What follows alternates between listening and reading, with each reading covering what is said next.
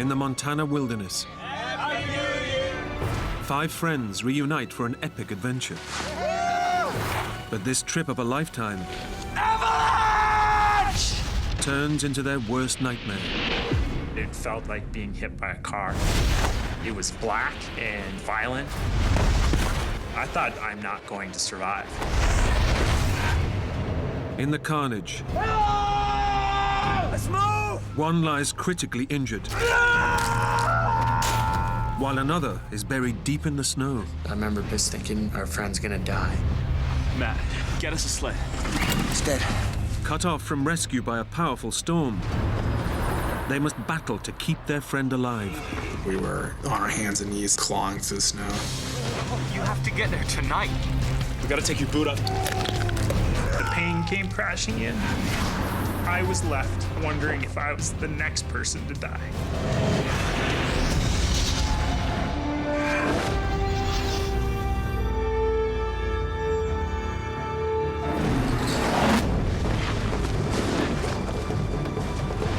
One, two, three, four, five.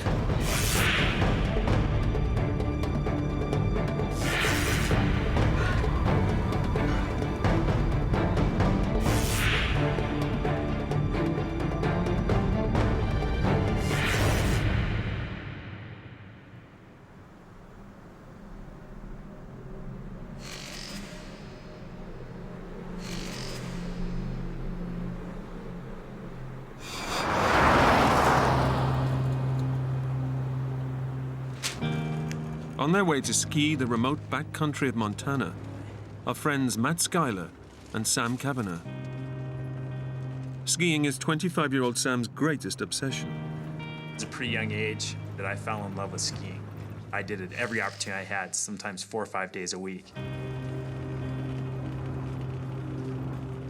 When you stand on top of a mountain, it's literally like you can hear the clouds moving by, and you're the only person there. Matt shared that love and passion. That's insane. The forecast was for snow, so not only are we going into a place we love to be, but we're gonna have A+ conditions. It was going to be just perfect. This trip is a rare chance for Sam and Matt to hang out with their 3 greatest friends. Waiting for them at the trailhead is Sam's closest buddy, Blake Morstad. Haven't you finished yet? Blake is a special guy. He is amazingly intelligent, and he is a physical powerhouse. He would give you the shirt off his back. To Matt, Blake is more than a friend.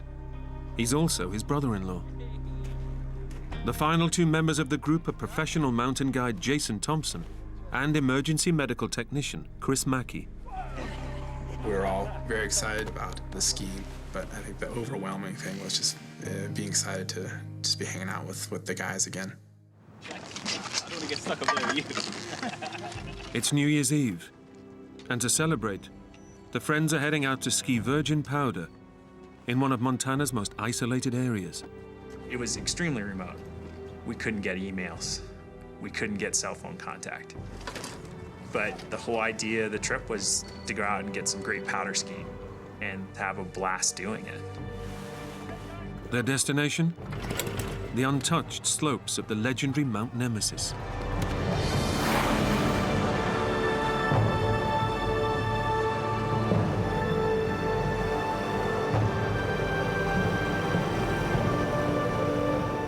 The mountain is famous for powder skiing and notorious for deadly avalanches. But the men have come prepared. A high avalanche danger to us is not a stop. It just means you need to be on your A game. Each and every one of us carried a personal beacon and all the tools necessary to extract somebody from an avalanche. We were not a group of punk kids that watched some ski video and said, we're gonna go do that. We regularly ski similar conditions, and we were making good, solid judgments. Come on, guys, we're losing light. At the base of the mountain, the group ditch their snowmobiles and prepare to ski to their retreat. But to Blake, this is just another great adventure. Blake was kind of like a young kid in a candy store. First beer's on me. And it was like, this is already off to a perfect start.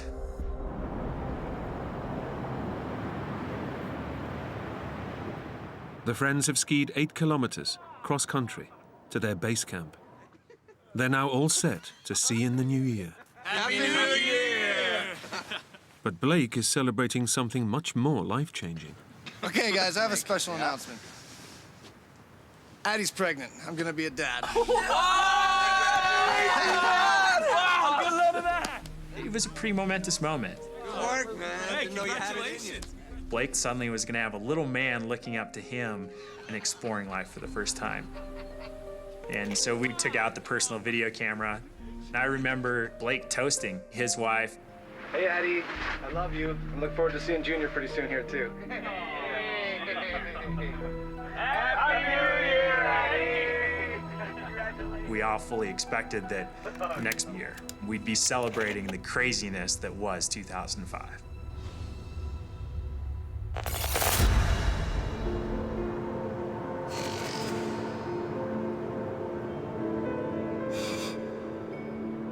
On New Year's Day, there was well over 2 to 3 feet of new snow. See you later, guys. It was just perfect. The skiing was phenomenal, so we were stoked.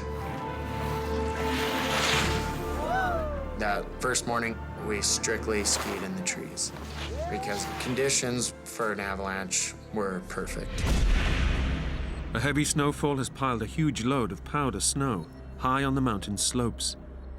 Skiing too close to this fresh snowpack could trigger a lethal avalanche. That morning, we were extremely sensitive to our surroundings. But towards the tail end of the day, we started to push the envelope. Up there? Yeah. We started moving slightly higher, but in doing that, we were unconsciously taking more risk. In their search for the perfect run, the young friends inch ever higher up the slopes, closer to the heavily loaded snowpack. Let's do it. Yeah. See you down there.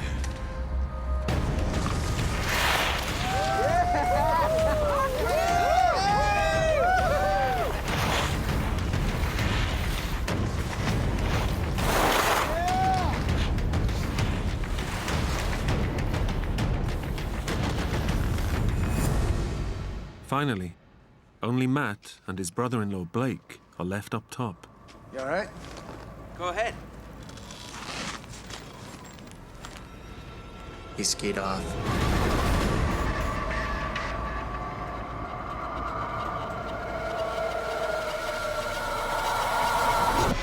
And that was the last time that I saw him. 300 meters down the mountain, Sam and Chris have finished the run. There was just genuine excitement. Chris pulls out the camera and he looks at me, he's like, "So, Sam, What'd you think? That was awesome. But, gotta tell you, I'm exhausted. As Chris powered down the camera, suddenly you could just hear this distant, faint noise.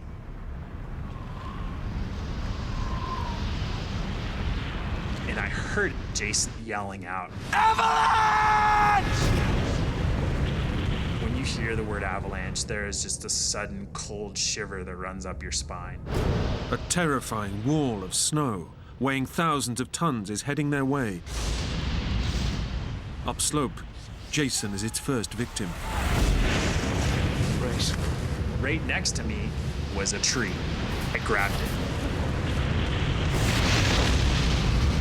I started to feel the snow vibrate.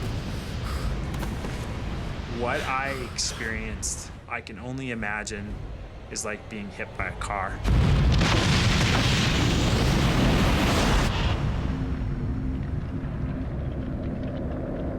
My world, the world that I knew it to be, had completely evaporated. And I was now being subject to something that was not going to spit me out until it was done with me. It's a big impact when a wall of snow hits you at 100 miles an hour. It's like being tossed around like a rag doll. All of a sudden, I was being tossed and turned, not knowing which way was up or down. It was black, it was violent, and I thought, I'm not going to survive. To his horror, Chris Mackey realizes that the avalanche is sweeping him towards a dangerous precipice. I knew that there was a fairly large cliff below me. There was also nothing I could do about it.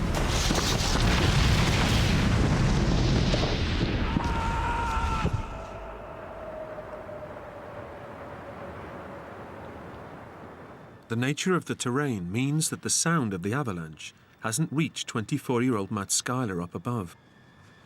He's unaware of the disaster unfolding beneath him.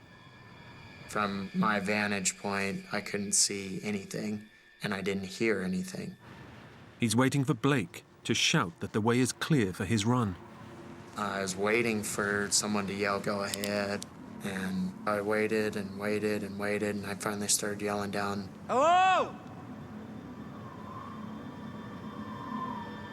Hello?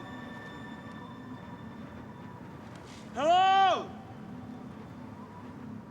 So I just kind of thought, I'll just go down there and see what's going on.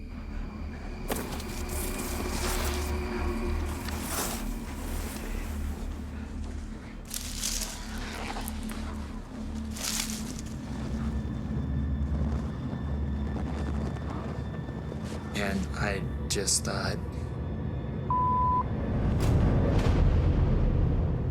The avalanche has decimated the mountainside. Matt knows that down below his friends could be dead or dying. Hello? Hello? Hello? I thought everybody could be buried at this point. As far as I knew, I was the only one left. Jason! Chris and Blake! Hello! Hello! Jason! Jason! When I saw Jason, there was relief that there was somebody else with me. Jason, are you okay? Yeah, are you okay? Professional mountain guide Jason Thompson has freed himself from the avalanche. But he knows that buried under the suffocating snow, his friends have only minutes to live. Let's move! Jason told me to flip my beacon on and start figuring out where everyone was at. Each one of the 5 is carrying a beacon that emits a signal to indicate their location, even if they are deep beneath the snow. We got 3 people we have to dig up and get breathing again. We got 10 minutes, max. We have very limited time. You take this side, I'll take over here. Blake! Chris! Blake! Chris! Blake! Down the mountain, Sam Kavanagh slowly regains consciousness. Moments ago, I was in the clutches of the avalanche. And there I am. I had floated to the top, and I'm only partially buried. The first person I could see was Chris.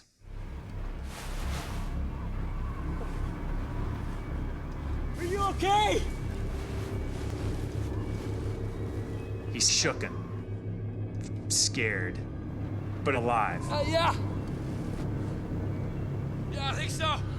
Somehow, despite being thrown over the cliff edge, Chris Mackey has also survived. There's so much snow, and it's so powerful, I didn't even feel it.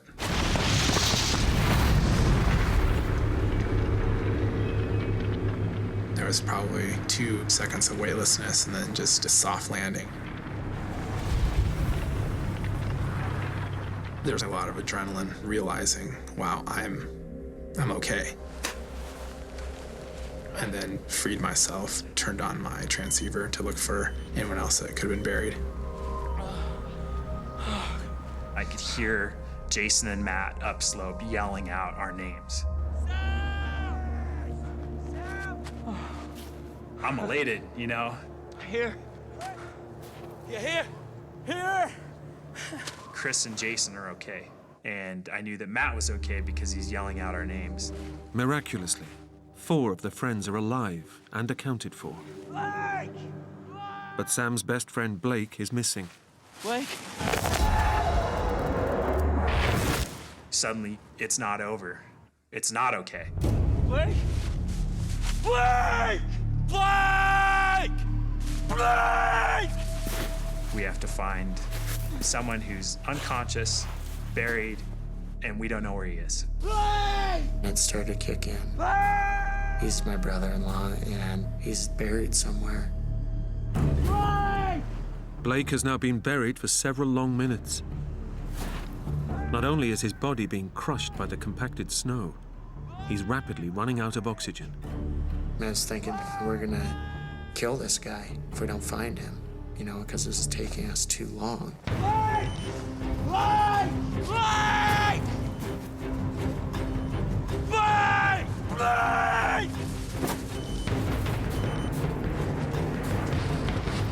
At the exact same moment, Jason and I both picked up the faintest signal on our beepers. We didn't even say anything, just pointed.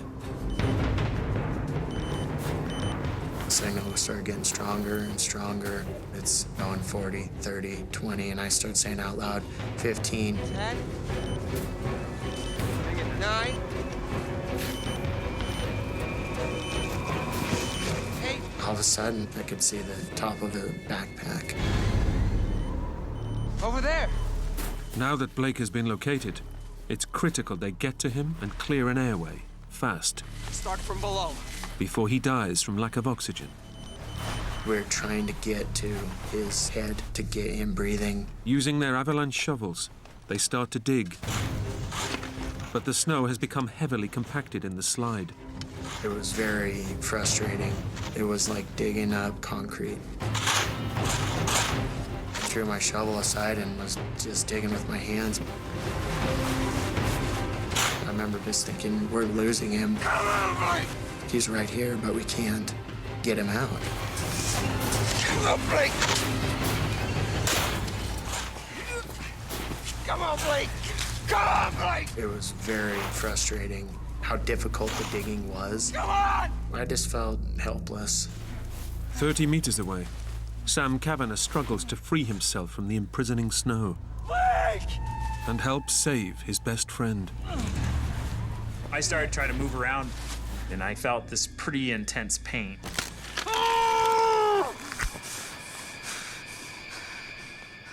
And that's when I finally looked down. My foot was facing 180 degrees behind me. And there was about 4 inches of my tibia bone sticking through my ski pants. Despite his horrific injury, Sam is desperate to help Blake.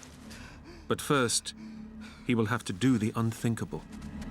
And so I really just tried to prepare myself. I grabbed it, I spun it 180 degrees.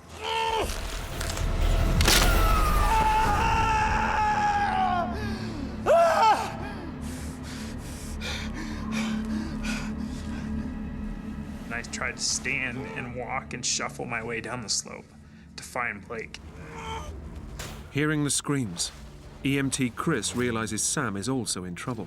I looked up and saw that he was in a very tenuous situation. Sam, how you doing there, buddy? You okay? My leg's busted. I think it's really bad. Come on!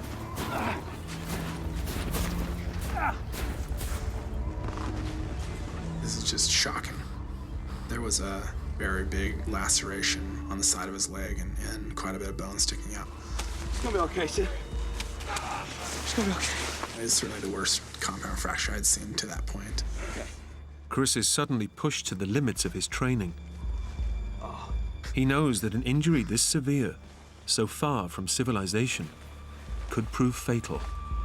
We just need to get Sam stabilized, try to control the bleeding, and get him off of the slope.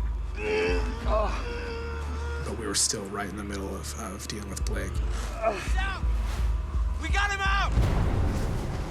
Finally, after being buried for almost 10 minutes, Blake Morstad is pulled from his icy tomb. At first, I thought he's just passed out. We'll revive him. Couple pumps and he'll cough up some snow and we'll get out of here.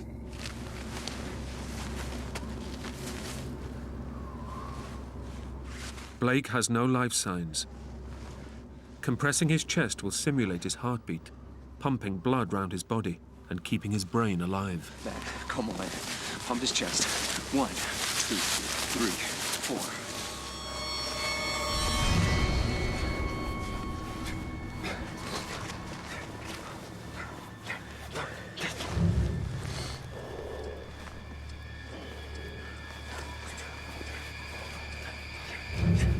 Jason had me pushing on his chest, and he's saying, Harder. Go harder. break a rib if you have to. I remember being really frustrated, thinking we're losing him. They did CPR for a few minutes, and they yelled up, "It's not going well." Chris! We need you down here! Keep the pressure on here, buddy, okay? Stay calm. I'll be back, all right? Okay. I raced down through the debris.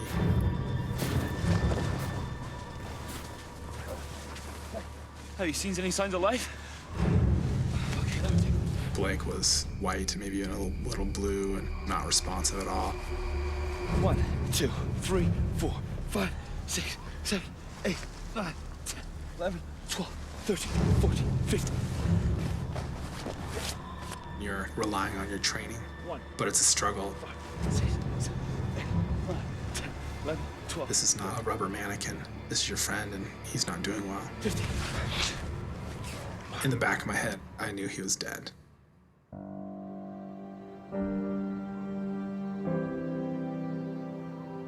But you continue just out of hope. Because this is Blake, you know?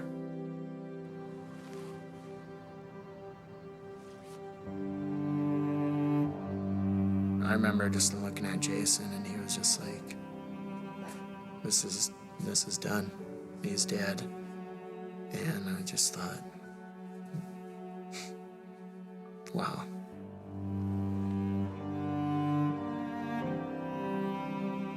"30 meters away, the terrible truth about his best friend is slowly dawning on Sam.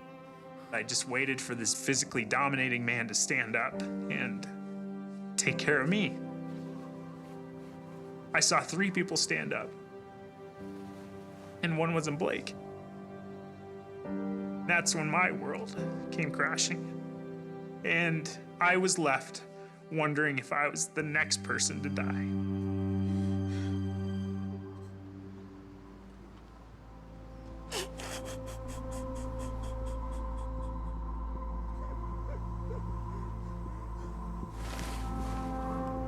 Expectant father Blake Morstad lies dead in the snow.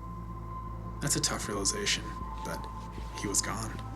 There was nothing more that we could do for him, and that was fairly apparent. As a group, we just knew that our focus needed to shift to Sam. Guys, I'm getting really cold up here. The 5th friend, 25-year-old Sam Kavanagh, has suffered a horrific leg injury and is losing blood. Young EMT Chris Mackey knows he must work fast or watch a second friend die. I was very concerned for Sam. He was in and out of shock, which was kind of hard to assess. He had lost an incredible amount of blood. He's in shock. His body temperature is plummeting, and he risks hypothermia. I was becoming extremely cold. I couldn't formulate thoughts very well. And there was literally a voice in my head that said, if you want to escape the vicious, vicious pain, my body said, all you gotta do is close your eyes. After losing his brother-in-law, Matt Schuyler is determined not to let Sam die too. I remember him shaking me out of this trance. And he's like, Sam? You're going back to Sarah. You're going home to your wife. For him to put me in that position of fighting for something that was so important to me, at that moment, I had a reason to survive.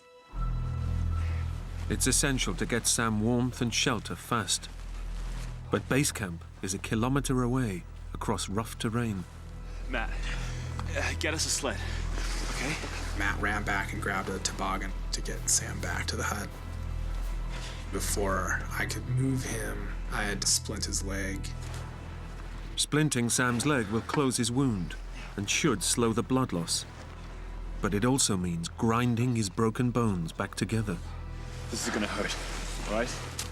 Sam's a tough kid, but doing that with no pain control 3. Yeah. 1, 2. is about as painful as it gets. 3. By nightfall, the men begin their short trip back to camp, but soon realize that Sam faces a grueling journey. The deep snow and level terrain mean that the sled keeps sinking. We were on our hands and knees, just clawing through the snow. We were working as hard as I've ever worked doing anything. We were just going 10 steps at a time, and we'd just fall over, do it again. It just took forever to cover any ground. As the group struggles on, the temperature plummets to well below freezing, and Sam begins to show signs of hypothermia. Despite it being 0 degrees out, I was sweating bullets. I was shaking uncontrollably. Multiple times, Matt and Jason bundled up around me, just trying to stabilize me. Sam! There was times where he just wouldn't really respond, and we would shake him awake. Sam, you stay with us, buddy, okay? Hey, don't go to sleep, buddy. It was a critical situation, for sure.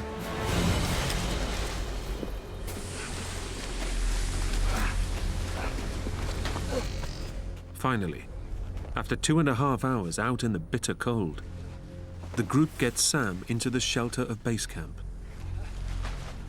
Once we got back, there was a sense of relief. Easy.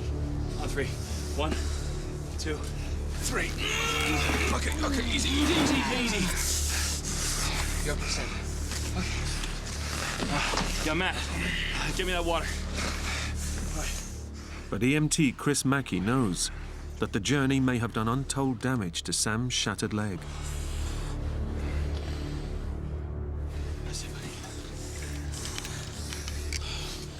It's at that point where we needed to look again at his leg, and I knew the boot needed to come off. Okay, Sam, that's gonna hurt. I tried to prepare Sam for the pain that he was going to be going through. I want you to bite down on this for me, and we're gonna get this done, okay? Yeah? He bed down on a rag, and we slowly, precariously started to remove his boot.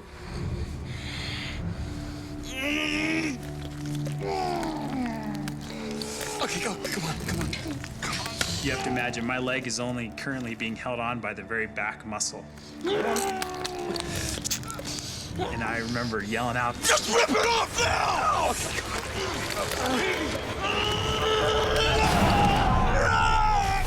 It was pain that it takes your breath away. It leaves you gasping for air. Okay. It was like nothing I've ever experienced, nor do I ever want to experience that again. Now that the boot is off, Chris can finally see the severity of Sam's injury and its deadly implications. This is just shocking. Sam was bleeding internally to the point of it being fatal, if not controlled. And there was really nothing we could do to stop the bleeding. Sam needs immediate surgery. But high on the mountain, there's no mobile phone signal to call for rescue. And it's far too dangerous to ski out in the dark. All the friends can do is watch over Sam and pray he lasts the night.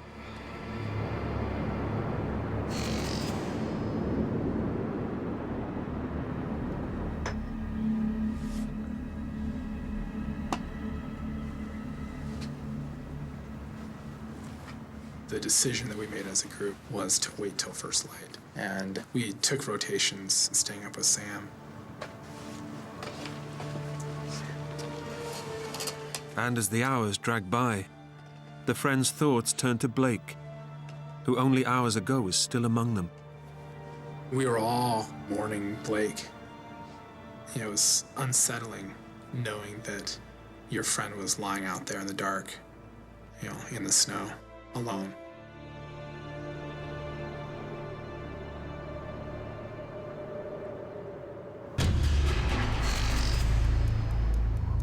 Sam Kavanagh has survived the night, but is fading fast. By now, he's lost over a third of his blood and is in dire need of a transfusion. His friends must summon help immediately. Camp started getting a little busy. Matt and Chris are up, getting ready for the trip out. And that's when we started going through packs.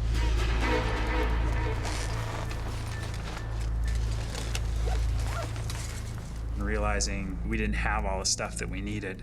Spare ski poles. They're in Blake's pack. Without ski poles, it will be impossible for them to reach civilization. But going back to revisit their dead friend is a task no one wants to complete.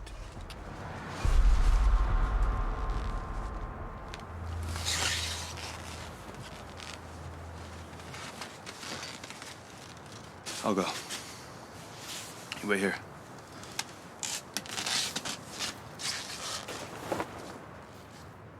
I followed our tracks up from the night before. I was a bit hesitant because it was like a bad dream at that point. And seeing the evidence of the avalanche made it all very real again.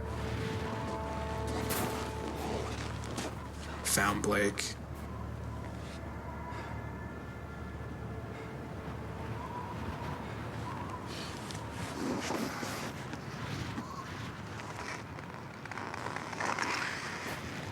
Searched around and grabbed some ski poles.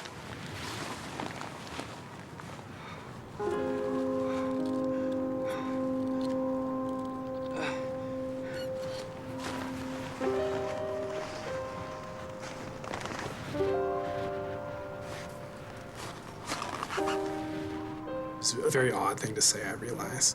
It was one of the most beautiful things I'd seen in my life. The violence of the day before had been replaced. It was very quiet. It was just me.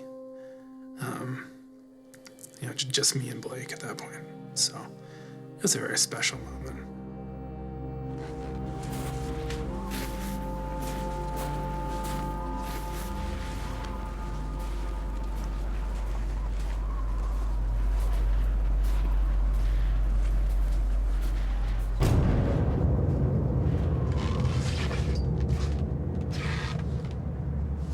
You ready?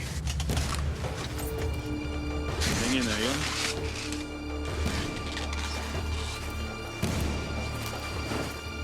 We skied as fast as we could.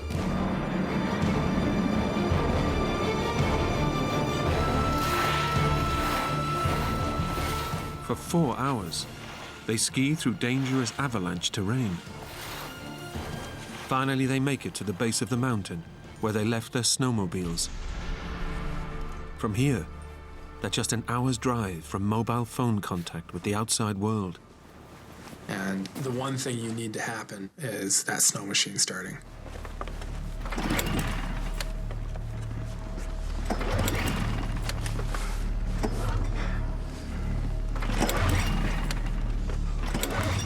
We couldn't get the stupid thing to start. It's dead. It was a nightmare. The snowmobiles belong to Sam, and Matt and Chris aren't sure how to get them started. We tried different ways of starting it. We kicked it, we cursed at it, we cajoled it.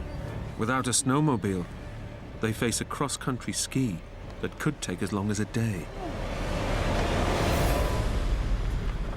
High on the mountain, The situation is rapidly worsening. A storm front is closing in, and if it hits, any helicopter rescue will become impossible. The weather was changing. That started to raise a red flag. I was really worried and concerned for my life. I didn't like the occasional whiff or smell that I would get from the decaying flesh. I knew that the life was slipping from me. But you have to hope that it's not over. My time wasn't done. I wasn't finished. Down at the base of the mountain, Matt is still grappling with how to start Sam's snowmobile. Sam is in a life and death situation. Nobody even knows. We just couldn't delay anymore. Chris decides he has no choice but to ski on.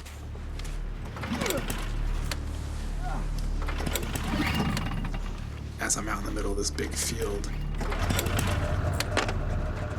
I hear the snow machine, belch to life. And that frustration and anxiety quickly melted away.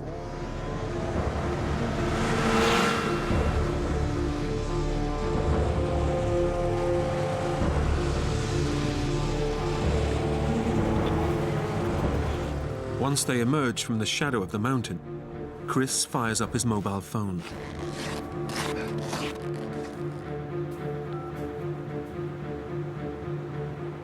The first time we got half a bar, we called search and rescue. Hello? Look, my friend needs urgent medical attention.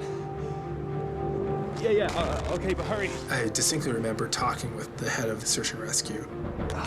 Yeah. He was very professional. He asked the right questions, and I said, If ever you needed a helicopter, yeah, this is now.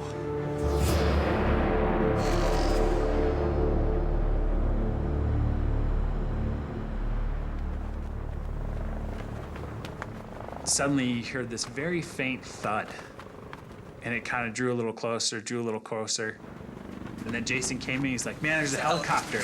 They're coming. And you could hear this helicopter closer and closer as if it's just right over our head.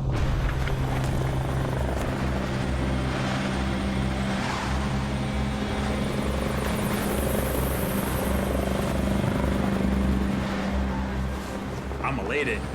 They're coming to rescue us.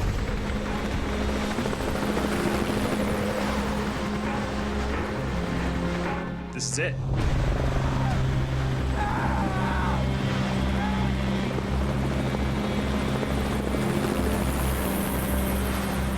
Then the helicopter would faint and it would go away. Please! Come back! We didn't know what was going on. Could they not see us? Because we could clearly see them. And Jason said, They're coming straight back. I'm sure of it.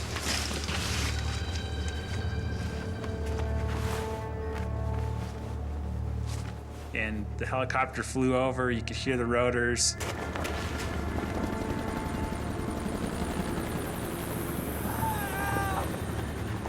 And then they got a little quieter, and they disappeared.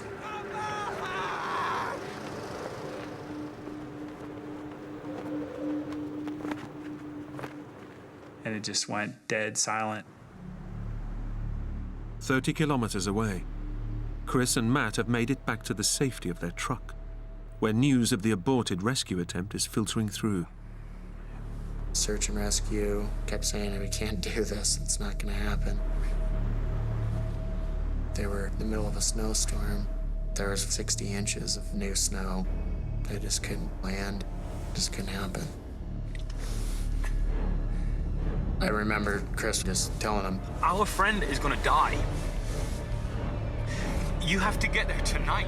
I thought it was very likely that we were gonna come out of this with 2 people dead.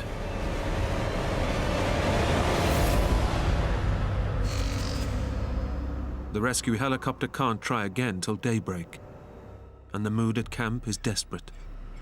There was anger, but I just had to try to make it to tomorrow. But by now, Sam's leg is starting to decompose.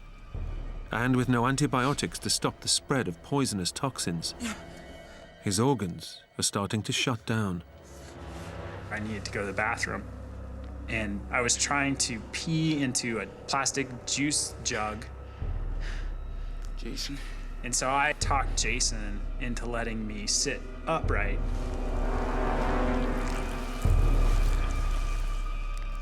And as soon as I swung my leg down, it was literally like somebody had opened a faucet. And the stench of decaying blood and bacteria-infested flesh was just compounding the fact that this was unsurvivable. I was scared and I was fearful. I had reached my limit.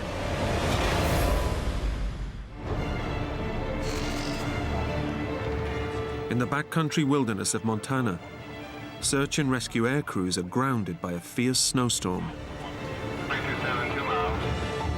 2,000 meters up, Chris Mackey and Matt Schuyler have battled their way back to camp, where 24 hours ago, they left critically injured Sam Kavanagh fighting for his life. When Matt and I arrived, there was a big relief that Sam was still with us.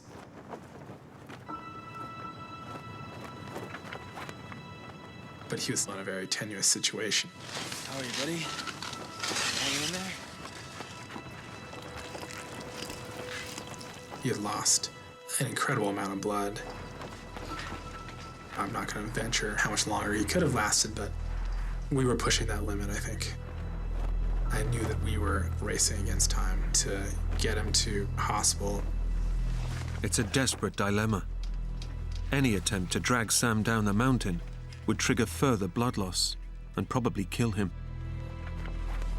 His only hope of survival is an airlift, but rescue helicopters can't land in the deep snow around the camp. Matt, come with me, okay? I remember Chris said, if you want a helicopter to come in here, start stepping on snow and make a helipad. I knew if the helicopter couldn't land, we were taking out a dead body. It's early afternoon, and the storm rages on. But then a glimmer of hope. A medical team have fought their way through the blizzard. They'll try to stabilize Sam until the helicopter can land. To have that level of expertise there was a big relief. They had antibiotics and some pain medication, and medically pretty much took over.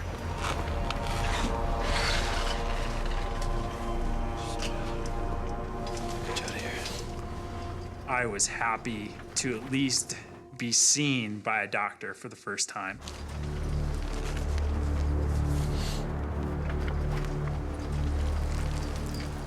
But when he opened up the bandage, he was shocked by the smell, by the infection, by the decomposition of the tissue. By now, the decomposing tissue is so poisonous, Sam's condition has reached critical.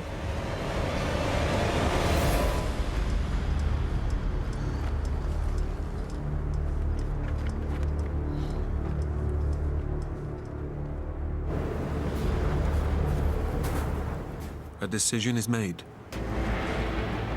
Despite the risk, the friends will have to drag Sam down the mountain. It's a desperate strategy. Okay, Sam, we're gonna drag you out, okay? The whole group collectively began wrapping me in the sleeping bag. At that point, my injury was so bad, the probability of me dying halfway out was pretty high. 1, 2, 3. I think there was a real concern that I may not be able to survive. I don't know, but then it was just like, this is a nightmare. We just couldn't lie there and watch him die. Okay, ready? Let's go. Wait. Suddenly, we got word that the helicopter pilots were going to give it one more try. Chopper's coming back. We immediately started going to this makeshift landing zone that Chris and Matt had stomped out with their skis.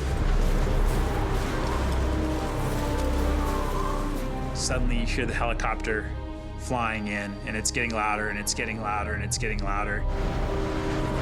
And now you can feel the wind and the rotor wash and crystals of snow hitting your face.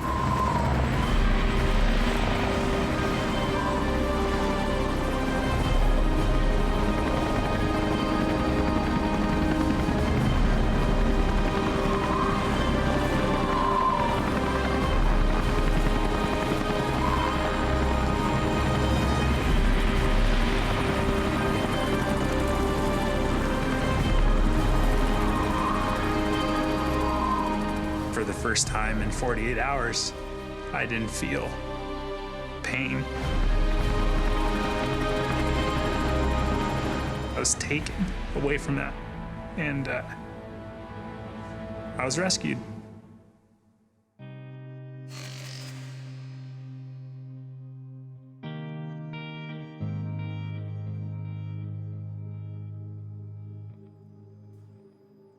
Chris Mackey went on to study medicine, graduating from medical school in 2010.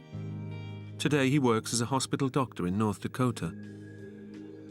Matt Schuyler still lives and works in Montana, where he has 3 young children. Jason Thompson continues mountain guiding around the world. Sam Kavanagh was flown to hospital, where following an emergency operation on his shattered leg, doctors forecast a further 3 years of reconstructive surgery. 2 weeks later, Sam opted to have the limb amputated. Today, he works in Montana as a civil engineer and cycles for the US Paralympic team. I've become an exceptional biker. I walk in the mountains. I run around with my daughter and my wife. The whole experience has taught me to live life and to love life. But it's emotional to think of losing Blake. Not just because he was a great guy, it was because he left a part of him in my heart.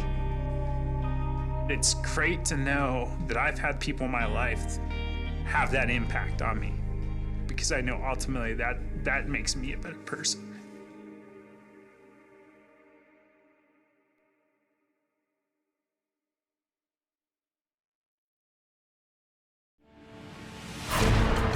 College classmates, Sonia and Marnie, are just getting to know each other when a mountain holiday goes tragically wrong. Shift your weight! Trapped on a crumbling precipice. It was terrifying. If you fell, you would fall down hundreds of feet and die. I thought, this is it. It's only a matter of time. They have to stay awake just to stay alive. Falling asleep meant dying. Survival means sticking together. But this mountain will tear them apart.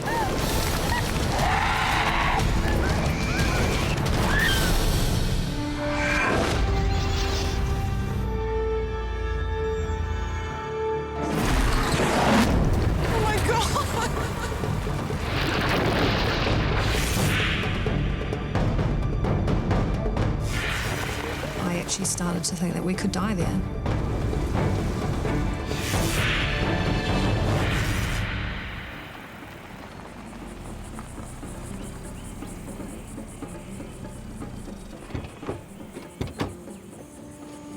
Here you go, sons.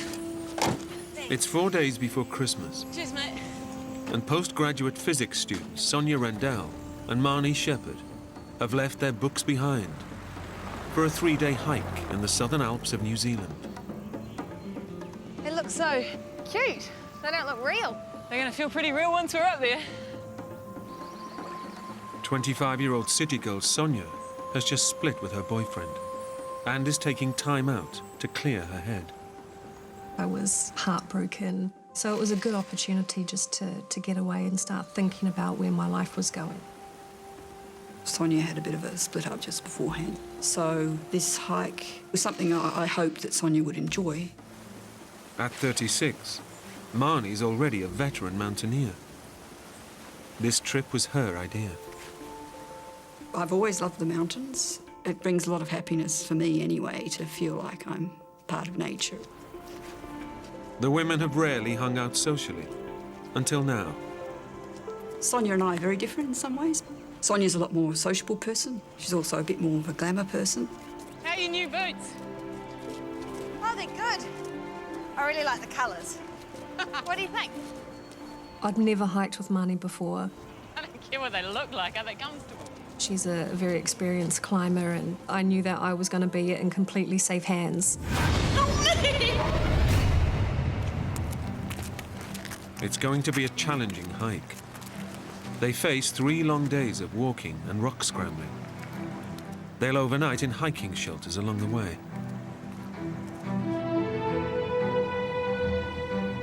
Marnie's come up with a 60-kilometre route that will take them through mountain passes, right across the Southern Alps to the west coast. Beautiful and remote, this wilderness can also be lethal. Even in the New Zealand summer, the weather can change without warning. And Marnie has heard that a storm system is heading their way. Even though the forecast was bad, it was still supposed to be a day or so away. We were hoping to complete the trip before the weather turned bad. Sonia's on a steep learning curve. This is her toughest hike yet, so she'll be looking to Marnie to take the lead. What if I slip? Don't slip. Marnie is a very tough lady, incredibly headstrong, but I really like that in her. I'd never hiked with Marnie before. I was very well aware that she's a very experienced climber.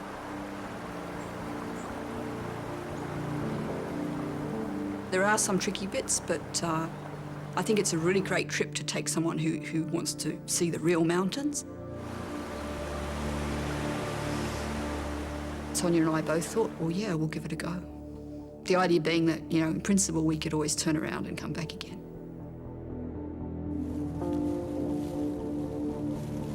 The hike starts out well, and the weather is holding.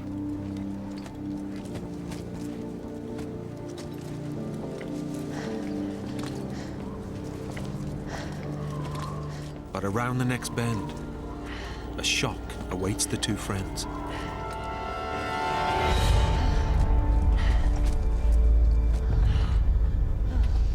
I wasn't expecting that. Deep in the shadow of the canyon pass, a gigantic wall of winter snow has survived right into the height of summer.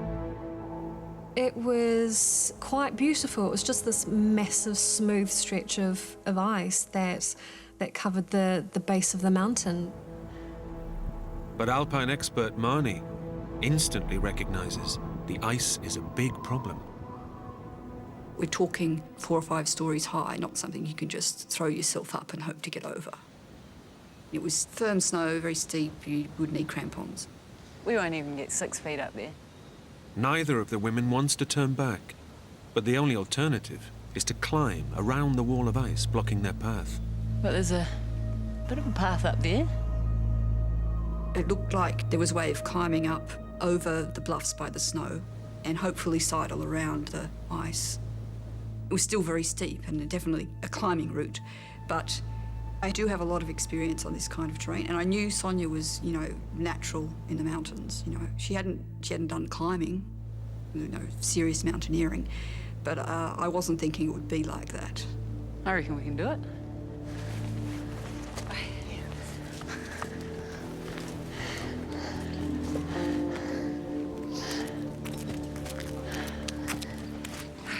We were very excited, and I guess the adrenaline is going as well. There was no doubt in our minds that we could do the climb.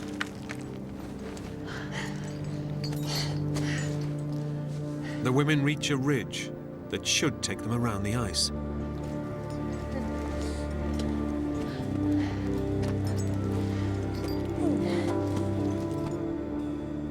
But the plan falls apart. The terrain is impassable without ropes. Between us and the pass that we were trying to sidle around to, there was a very steep, uncrossable avalanche gully. Completely uncrossable. Unwilling to abandon the trip, Marnie decides that they can climb up to another ridge. I was hoping if we climbed a little higher, we could get through. We can't get across here, but if we nip up there, I reckon we can make it.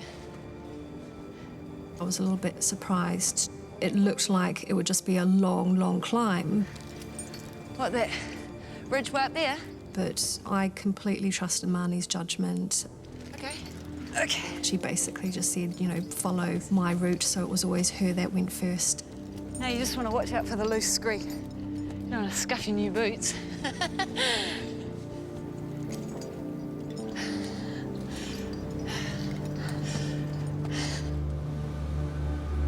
What starts as a scramble quickly turns into a serious climb. And as they get higher, novice climber Sonia starts getting nervous. There were points where you didn't have proper handholds. It was quite a surreal experience because it was a mix between adrenaline and being scared and adrenaline and being scared again. Kick away the loose stuff and jam your toe into that bit.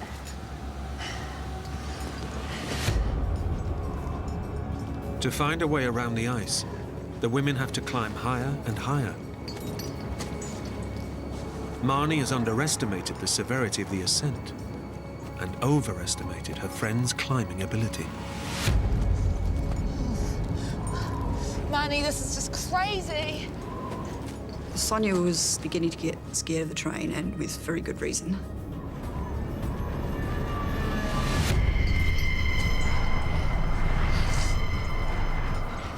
When I looked down, it was an incredibly long fall. It was just pure sharp rock. So if you did slip, then you were going to break some bones. That did set in panic for me. I froze on the side of the mountain.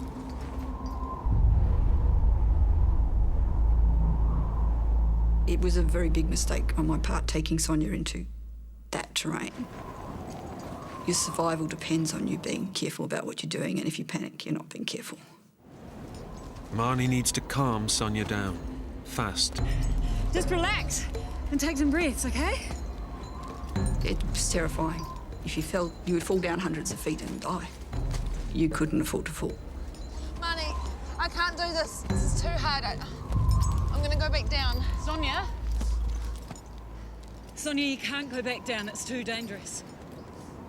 I was quite certain then it was better for us to keep carrying on going uphill, because climbing up is a lot easier than going down. It's a lot safer. We've got to keep going up, okay? Don't look down. Keep calm. Try and find a foothold. Against her every instinct, Sonia presses on. After 4 hours of climbing, they're nearly 200 meters up a near vertical cliff face. At last, the summit is within reach. But now, they hit another problem. The rock above them is dangerously unstable. It's a case of what looks like solid rock falling apart. And if you're relying on that to hold some of your weight, well, that's a disaster. I put my foot on the rock and it fell from underneath my foot.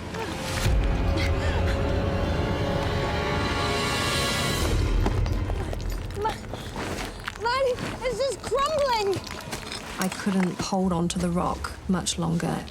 It was very scary. What do I do? Shift your weight.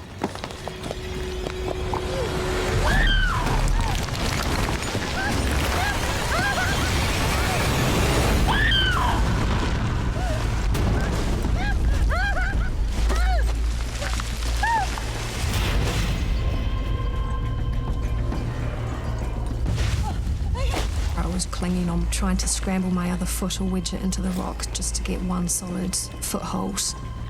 I knew if I were to fall further, it would be it would be disastrous. Help me! Sonia, look at me. I want you Experienced climber Marnie has managed to scramble down. Okay. Now she has to calm Sonia and guide her back to safety. Now get that leg and swing it round. I've got you, Sonia. I've got you. Ready? Yep. Go. The wall. Yes. I can't do this anymore. I can't go on any further.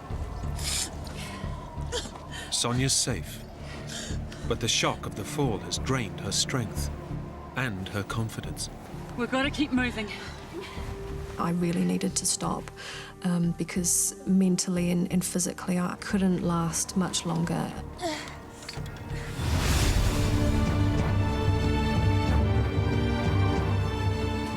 Come around and up.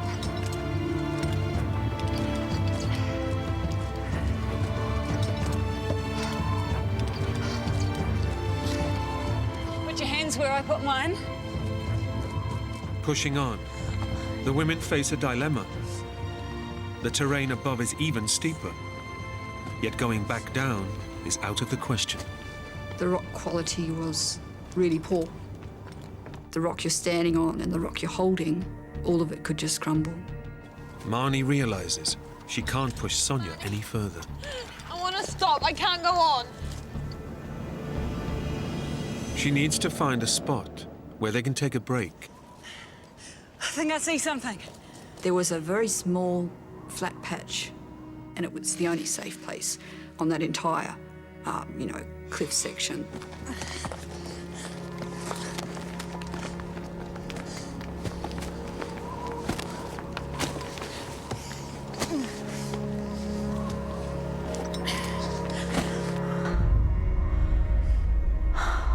It was an absolute relief. I could just sit down and take a deep breath and get my composure.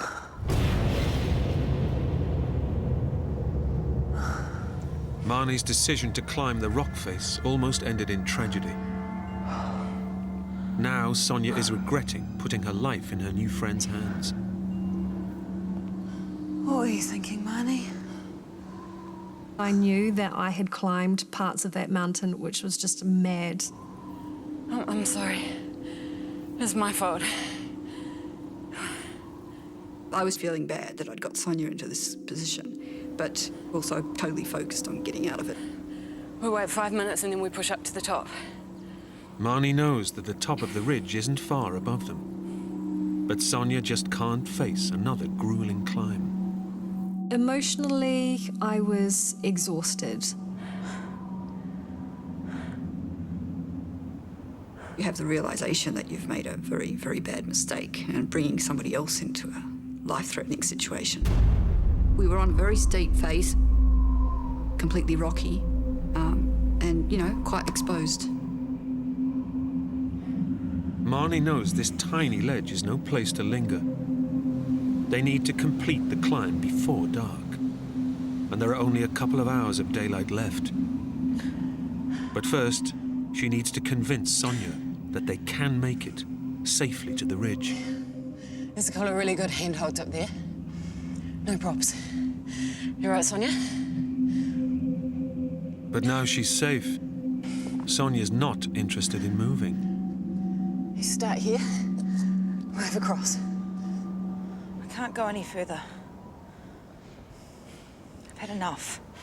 I was trying to reassure her that it wasn't far, but we both knew it was still going to be pretty tough, so I don't think morale was great.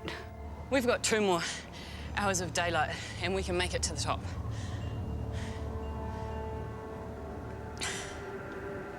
No.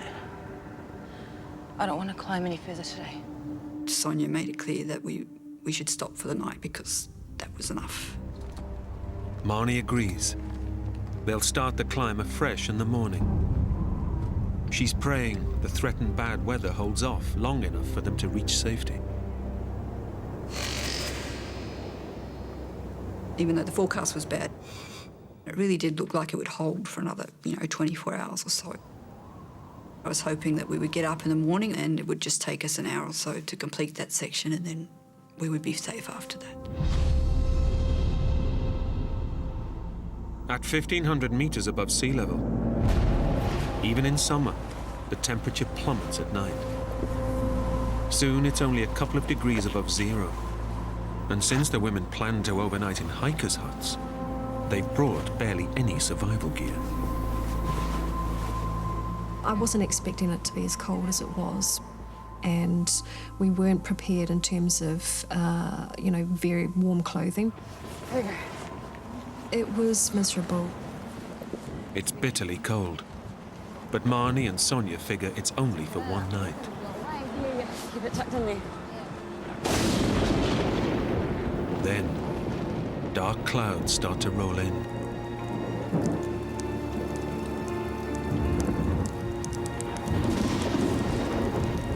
This is Marnie's worst nightmare. Once it started raining, I knew we were in trouble because it was a storm and it was going to rain heavily, that was for sure. The bad weather, forecast for the next day, arrives early. Marnie knows that trying to climb on wet rocks is lethal. Until the rain stops, they are trapped. No, we won't be going anywhere in this rain. How long do you reckon it will rain for? Might clear by dawn. Rocks will be dry by afternoon. Oh, I didn't feel that she was that upset. To begin with, she may have even been slightly relieved that we could put off going anywhere. Their flimsy waterproofs are no match for the deluge. And soon, they're soaked to the skin. Once the rain gets down your collar and your legs are wet, morale just gets worse and worse and worse. But their ordeal is only just beginning. A deadly rumble is growing all around them.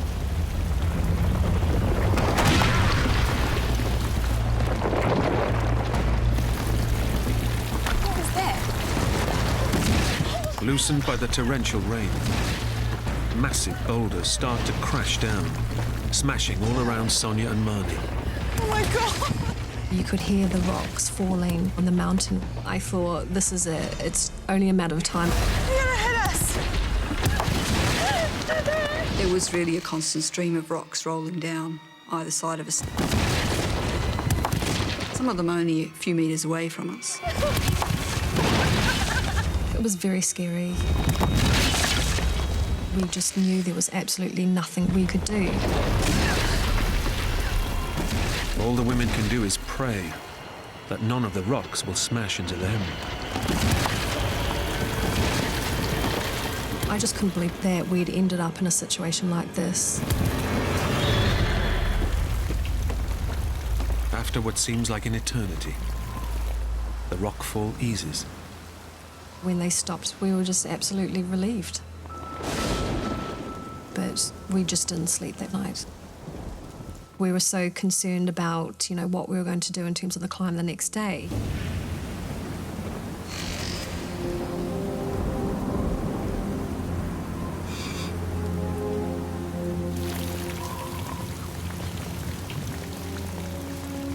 By daybreak, the exhausted women are desperate to make their escape.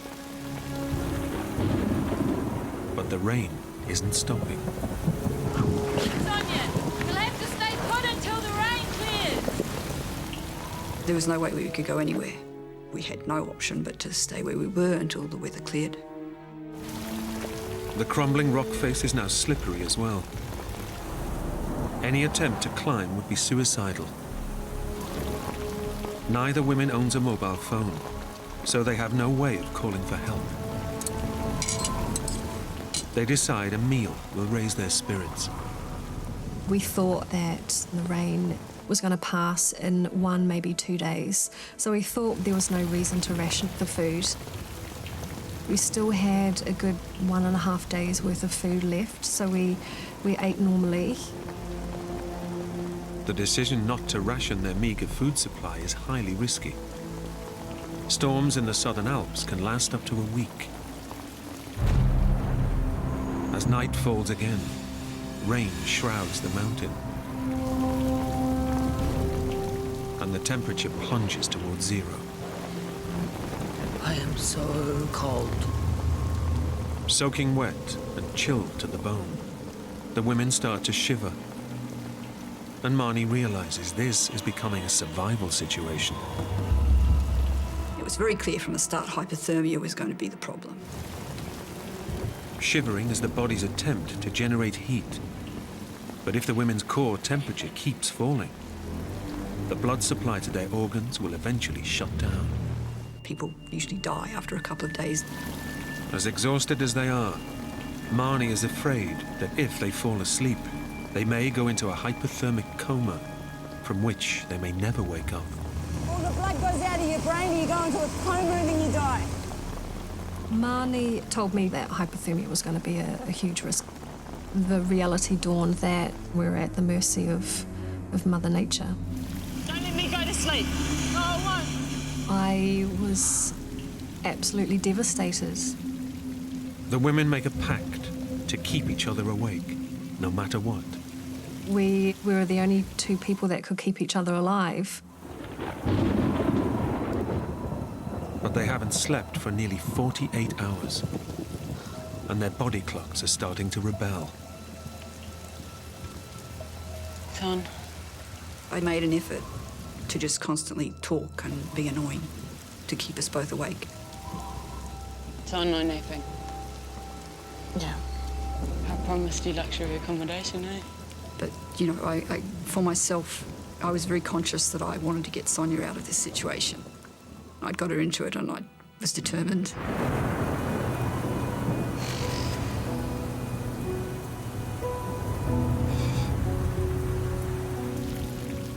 Another night with no sleep gives way to another day of torrential rain. They won't be getting off the mountain today.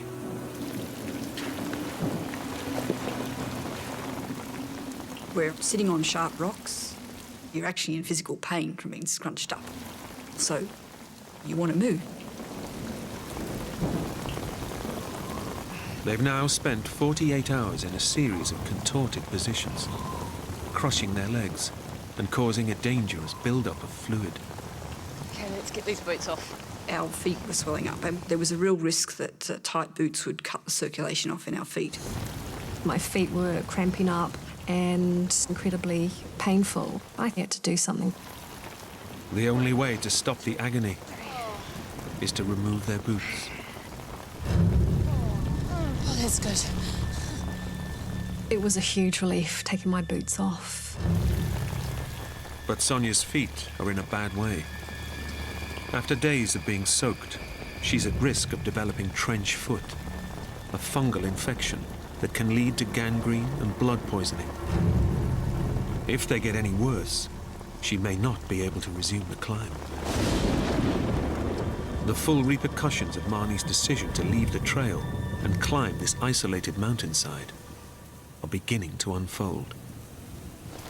The women aren't expected back until Christmas Day, 2 days away, so nobody will be raising the alarm. And now Marnie isn't sure they can last that long. I was very concerned that we were starting to deteriorate and at risk of falling asleep and not being able to wake up.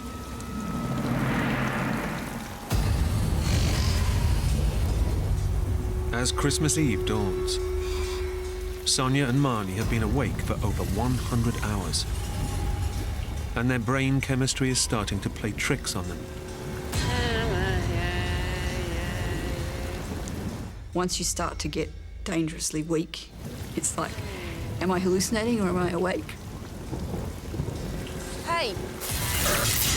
No napping. Sleep deprivation can have the same effect as being drunk. This was your idea, Marnie. You're the one losing it. You're such a freak. It can also cause hallucinations.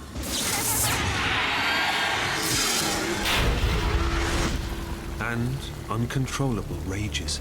You were the one that said it was a good idea to go up the track in the first place. This is your fault that we were stuck on this stupid ledge. We shouldn't even have climbed it. We should have just gone. We would have gone up, but you were sitting here and you would have moved. The women's simmering resentments finally boil over. I'm not meant to know this. Are you using your brain?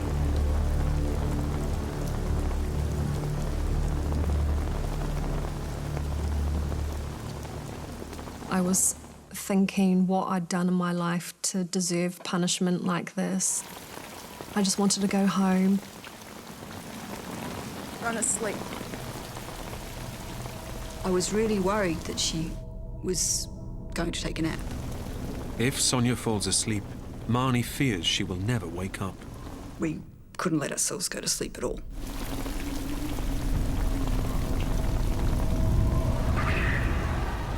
She's got to get tough to save her friend's life.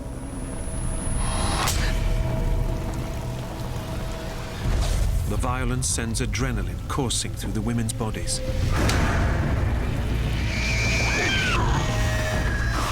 The anger got your blood going, it got you fired up. Shocked, they realize this might be the only way to ward off sleep. There was no holds barred on what we did. The strain of staying awake so long has pushed the women to the very edge.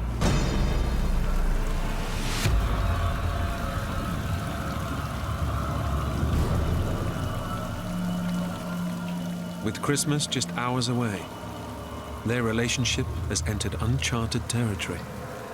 I would describe Money and I being in this love-hate relationship. You're standing on my foot. Oh, sorry, there's not a lot of room. Okay. You go this side, I'll go. It was just constant bickering. Ow, ow! Sorry. Watch me. Can you get out of the way? I'm trying to. But at the same time, she was very, very supportive and constantly saying that we would get through it, it's just a matter of time.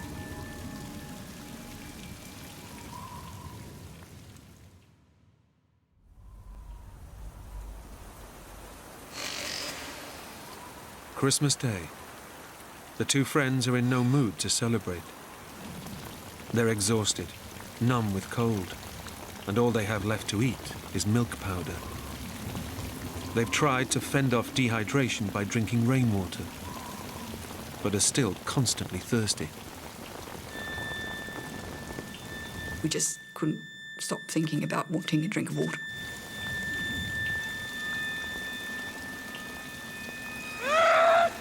Sonia was quite upset about that.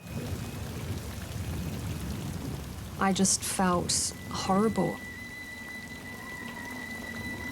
The dehydration basically makes your whole body feel incredibly weak, and you just have this incredible thirst constantly. But dehydration has a more sinister side. Even in the rain, if they don't drink 2 liters of water a day, their blood will thicken and their brains start to shrink, increasing exhaustion. We were getting to be in a bad way. Underneath it all, I was scared.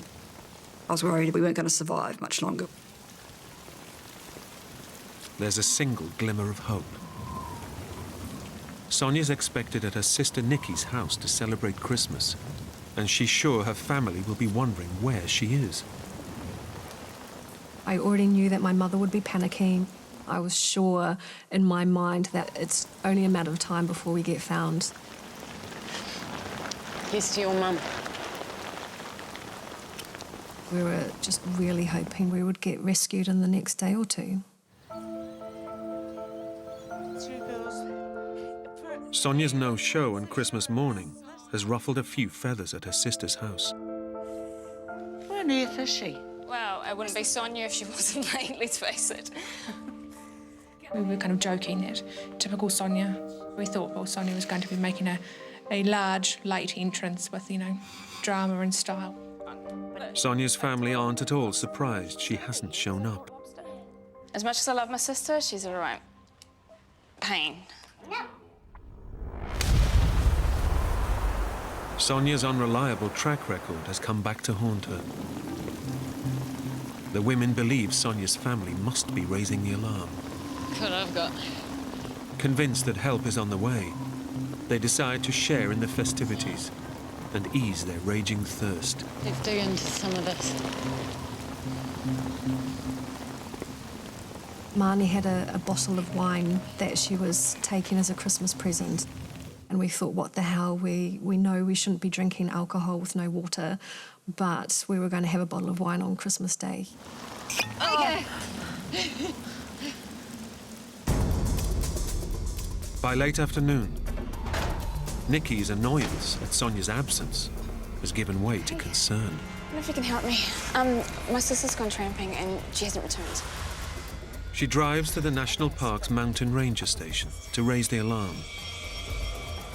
But she's only got a sketchy idea of her sister's route. Sonia told us that she was walking to one hut, and that's all I knew. Eventually, the rangers established that the women never arrived at the hiking hut they were heading for. At least 2. 5 days after their ordeal started, the women are declared missing. It was very scary. How could 2 people vanish from a track? 1 minute they were there, the next minute they were gone. On the frozen ledge, Sonia and Marnie wait for rescue to arrive. They know that alcohol will only worsen their thirst, but for now, all that matters is the wine's comforting warmth. It was just gold in your mouth, basically. The bottle of wine was a great morale booster. It was gone pretty quick. But gambling on the prospect of imminent rescue is a big mistake. Rescuers have only the vaguest idea where to look for the women. In this vast wilderness, Marnie and Sonia's chances of survival are slipping away.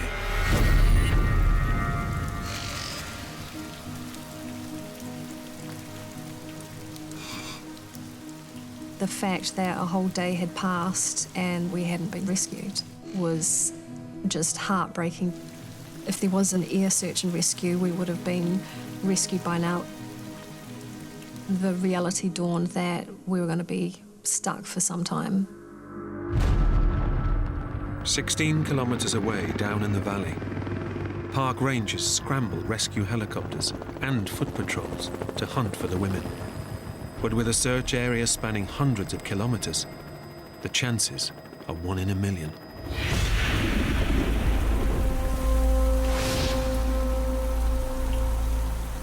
Back on the ledge, the women are regretting the bottle of wine.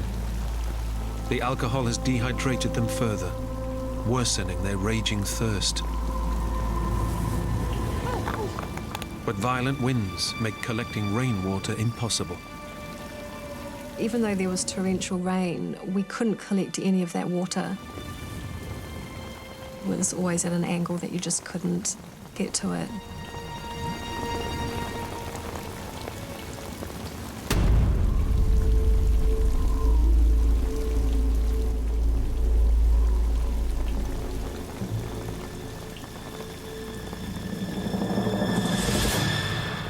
The only way we could get water was actually off or sucking out of the sleeping bags. The same sleeping bags that have been soaking up their urine. I thought, well, this is nasty, tasted gross. But the last of our worries was getting, some germs from the water in the sleeping bag. So all we had to do was grab a little bit next to us and suck on it.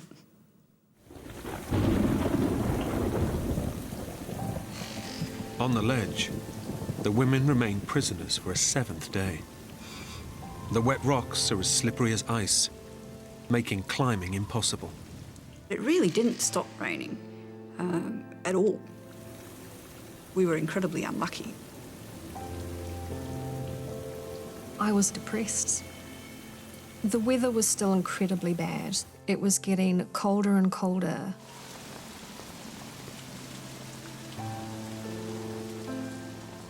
Then, just as they're starting to give up hope, the sound they've been longing for. Hey! Hey!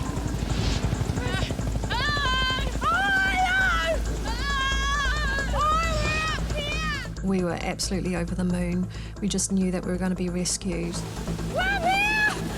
Sonia! Son! Son!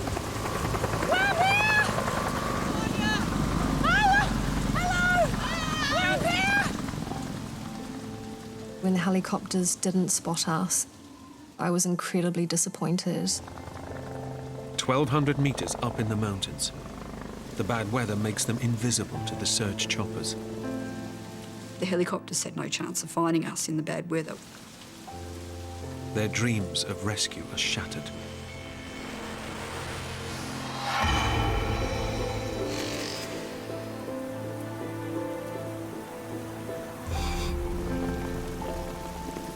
After more than a week on the rain-lashed ledge, the women's feet are becoming seriously infected. Keep it moving. Get some blood into it. We both had trench foot, which had killed off the nerves in the feet. Our feet were totally numb.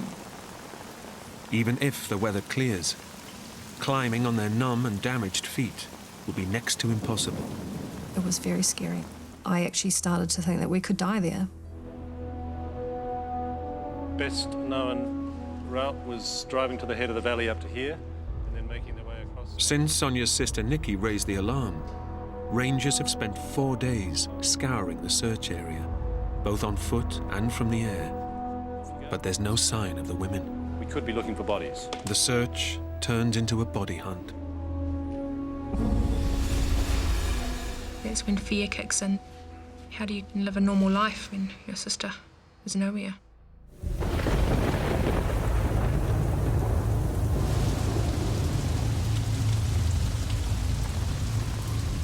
After 8 days of solid rain. Do you hear that? What? The rain. Don't hear the rain. The downpour finally stops. It's the answer to their prayers. Thank God. Hang on. No. This is no good.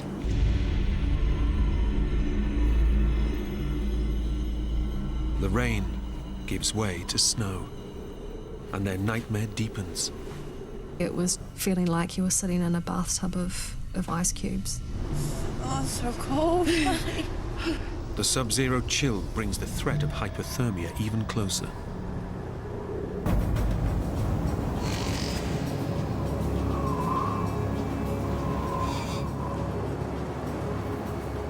And by dawn, the freezing temperatures have attacked Sonia's exposed and swollen feet. Now, Sonia had frostbite on her feet. She was very distressed. But there was really nothing I could do about it. It was very scary. It was really your body starting to shut down. That's when I knew that, you know, even 1 more day or 2 more days, it could be it. Parched with thirst, Sonia can't resist eating the snow, even though she knows it could catastrophically lower her core body temperature.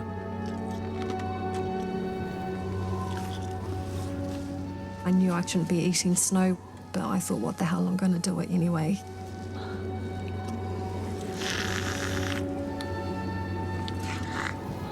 I was desperate and I needed to have it.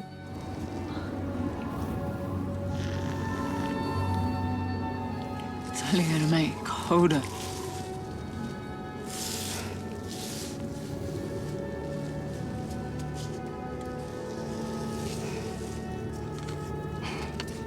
We were beyond desperate at that stage.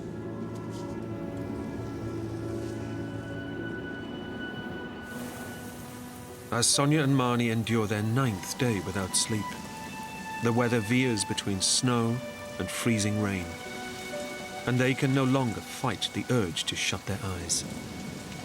I knew that falling asleep meant dying.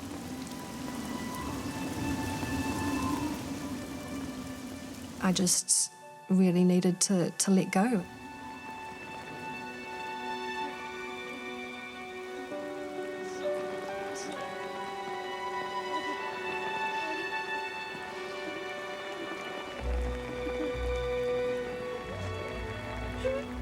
was very, very heartbreaking.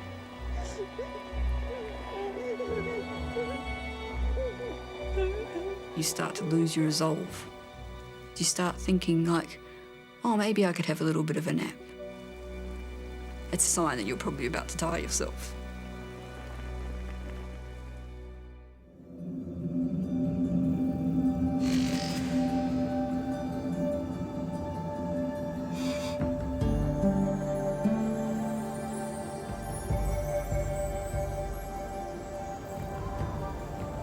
It was a shock.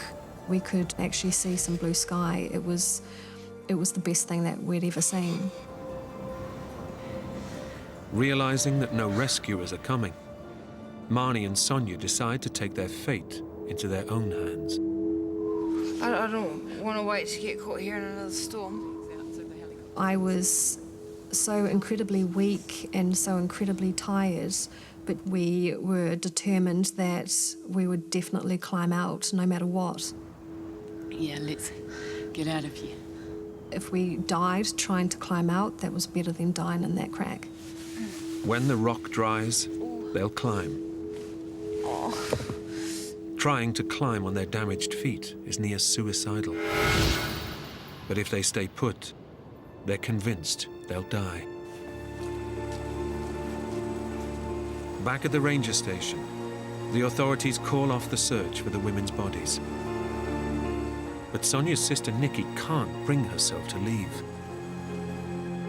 Your heart aches, it breaks that your younger sister, your little sister, has gone out and isn't going to return. One of the helicopter pilots takes pity on Nikki. He offers to give her a ride over the wilderness that claimed Sonia, to say goodbye to her sister.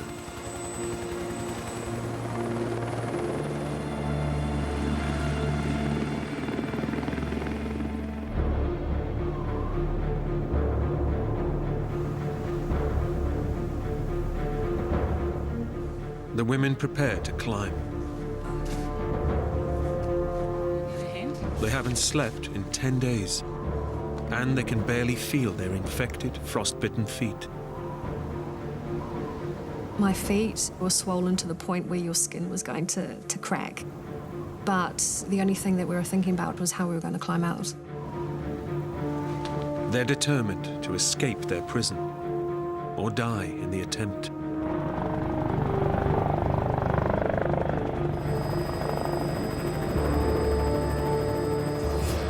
Nikki's been told that Sonia must be dead, but she can't stop herself scanning the terrain for any sign of her sister. You put your hand where I put mine. I'll follow you. You ready? Don't look down.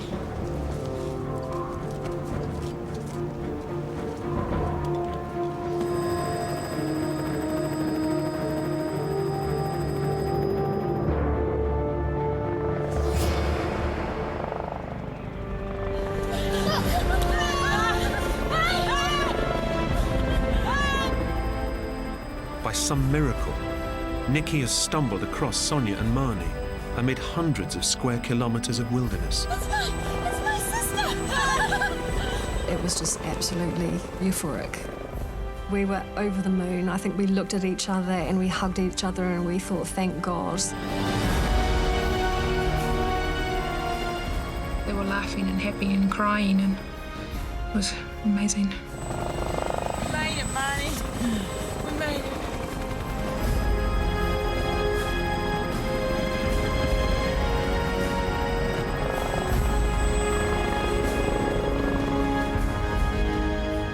The word relief is an understatement.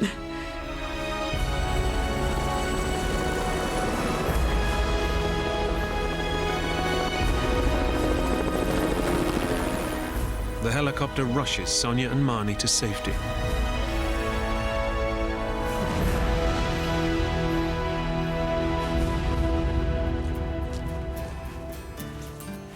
The wrecked nerves in the women's feet take 3 painful weeks to grow back.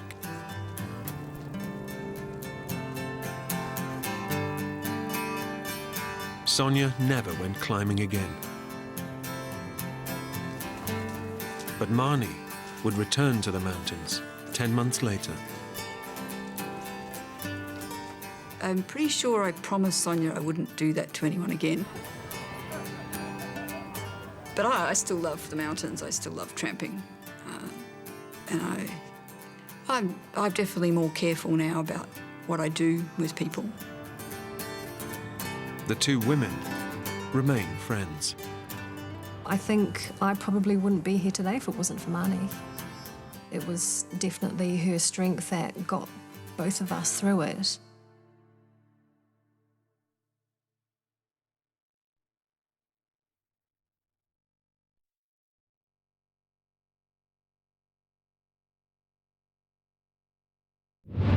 Expert climber Matt Briggs is exploring the New Zealand Alps when disaster strikes.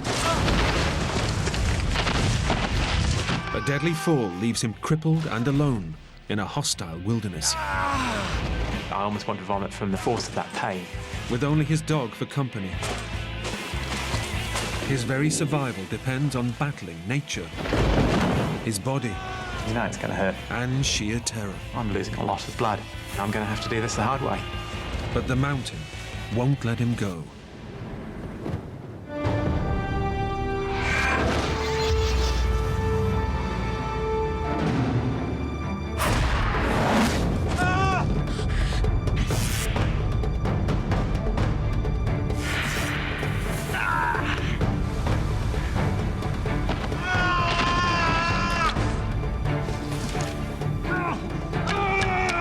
Give me a break!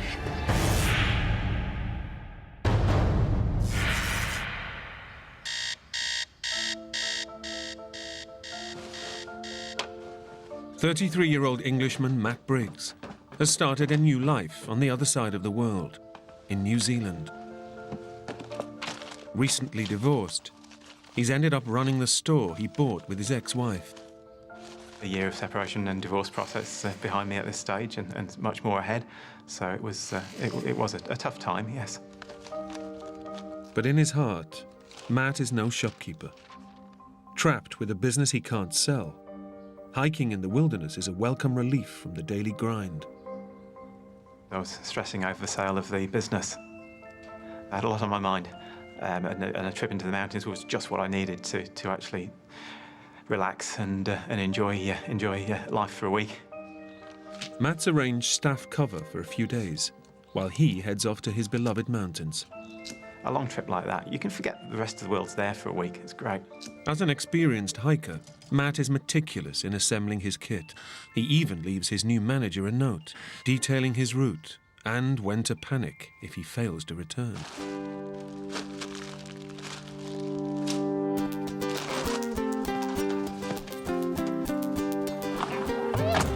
That's enough of that, little dog. Since Matt's divorce, his constant companion has been Little Dog, or LD. Always close to Little Dog, or LD. We spend every day together. Ready for a walk? Good boy.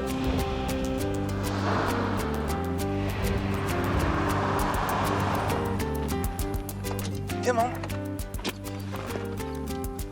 Come, little dog. Stay here. She was a very, very timid dog when I got her. She was scared of me, she was scared of everything. But over the years, she's slowly got the confidence.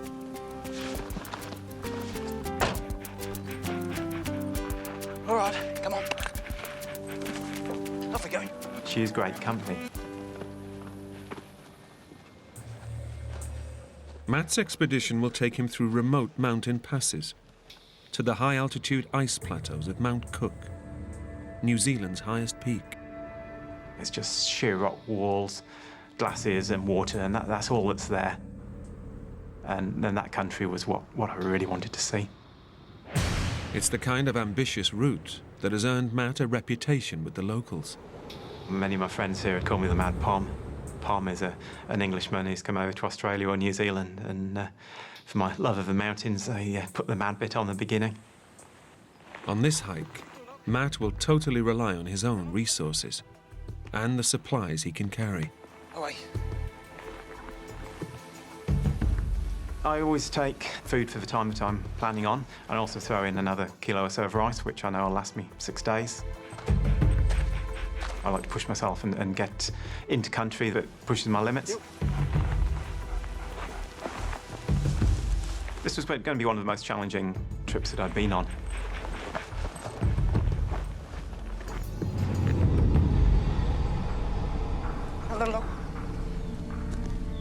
In this pristine wilderness, there are no trails to follow, and Matt is in his element as he forges a path through the tough terrain. Heads, boy. Ready? Here we go. Come on.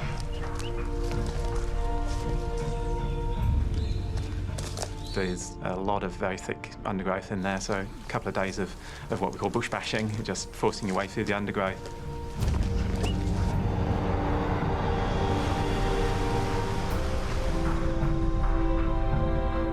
And then up into some high country, another couple of days up on rock and scree. I enjoy the solitude, I enjoy the space. I was in my element and I was loving it. It was great.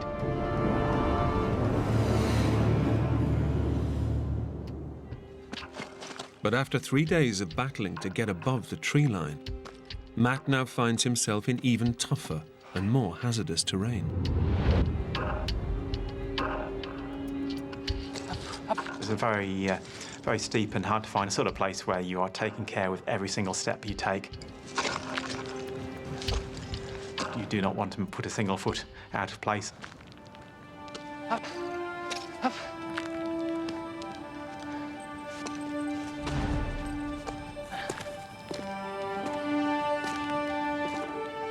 Finally, at 1,600 meters up, Matt gets his first glimpse of his goal. The distant ice plateaus of Mount Cook. I was elated, and I just got up a pass that I didn't know even if it was going to be possible.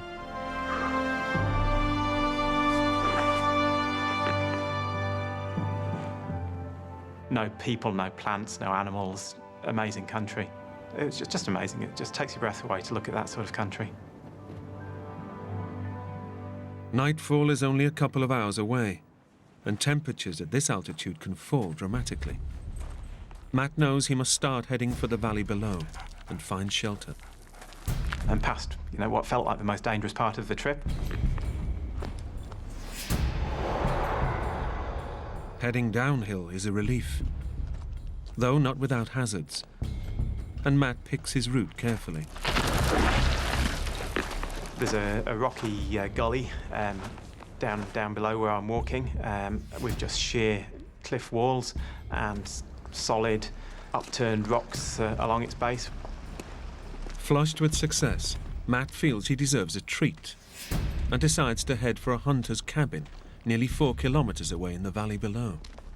These simple huts are scattered across the wilderness, available for anyone to use. I'm thinking, yeah, it'd be quite nice to have a night in a hut rather than another night under canvas. I was looking down at the valley floor and really, not thinking too hard about where I was going. But these mountains don't forgive the careless.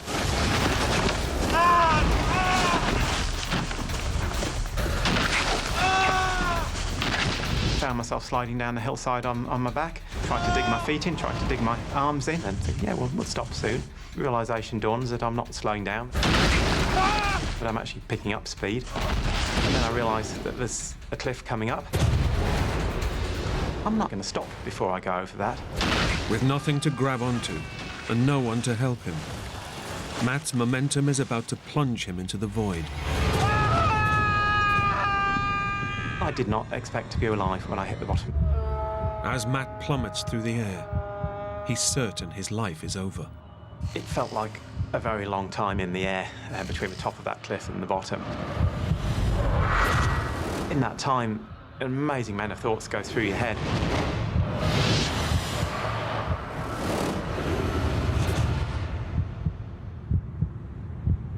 It felt like an eternity.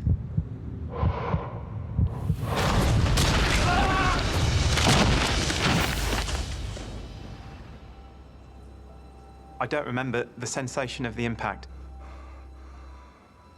What I do remember most clearly is the thought, I'm still alive.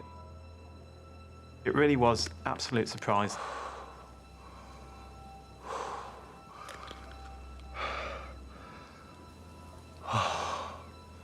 Nothing felt too bad. Matt experiences a wave of relief. It seems he's had a miraculous escape.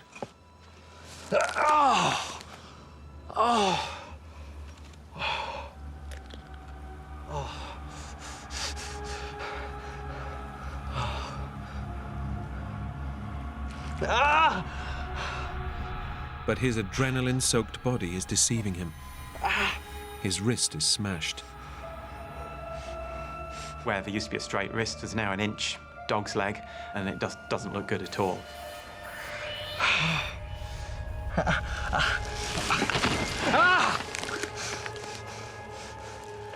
And Matt's moment of horror doesn't end there.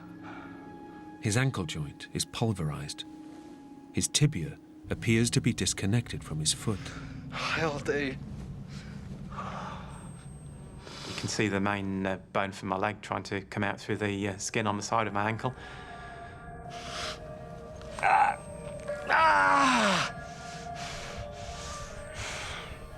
It is pretty excruciating pain, the sort that gets into your gut and you actually feel physically sick. But Matt's broken bones are suddenly the least of his worries. He realizes that he's lying in a fast-growing pool of blood. There was obviously another serious injury somewhere, and I'm losing a lot of blood. I might not have very long left here. Matt needs to find out where all the blood is coming from before he loses consciousness.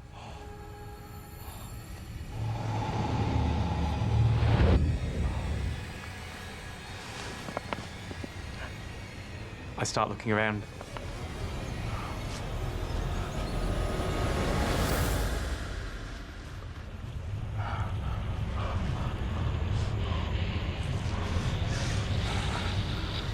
I find a gash across the back of my thigh.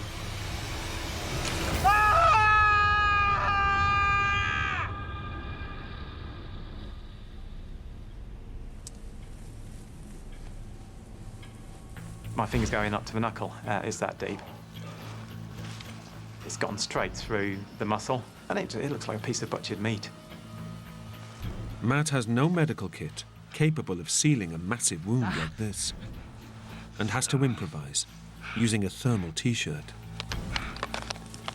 Grabbed a thermal and jammed it into this hole I'd found in the back of my leg.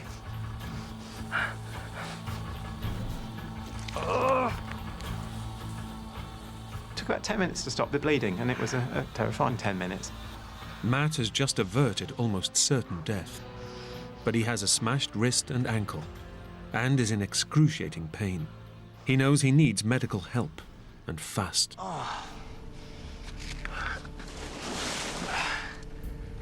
Then he suddenly remembers. He has a distress beacon. When activated, it uses satellites to alert rescue services and pinpoint his location.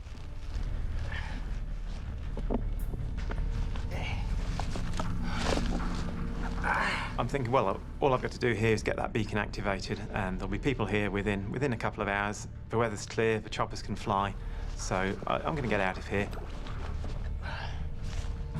But Matt's search through his rucksack yields nothing.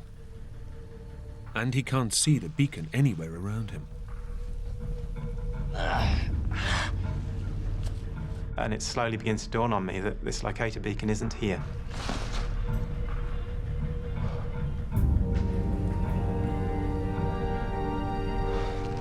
I haven't got it with me. I'm in big trouble. He's left it on a shelf back at the shop. Matt's usually meticulous preparation has deserted him in his hour of need. Any hope of raising the alarm is now gone. And then an even more terrible thought hits him. No one back at his shop is due to raise the alarm for another week. He and little dog are on their own. It's not going to be a case of an hour and a half. I'm actually going to have to keep myself alive for well over a week up on this exposed mountainside.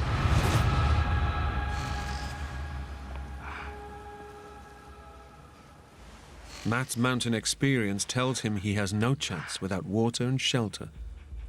And he has neither. I've got to get myself some shelter where I can get at water, where I can keep myself warm, where I can keep myself dry.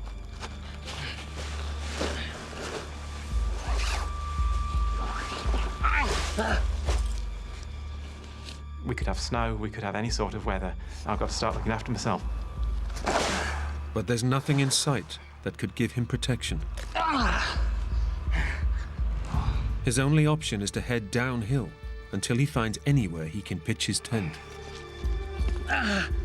As each tiny movement triggers daggers of pain, Matt faces up to the prospect of what lies ahead of him.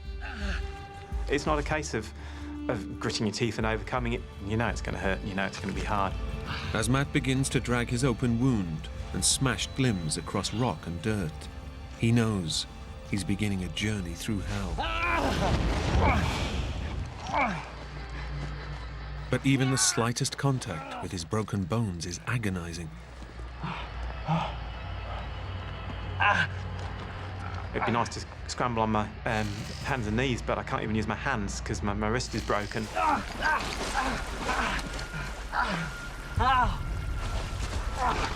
If I kept the weight off the broken bits, I was fine, but as soon as I tried to put the weight on my wrist or on my ankle, I get a wave of pain going up through my whole body.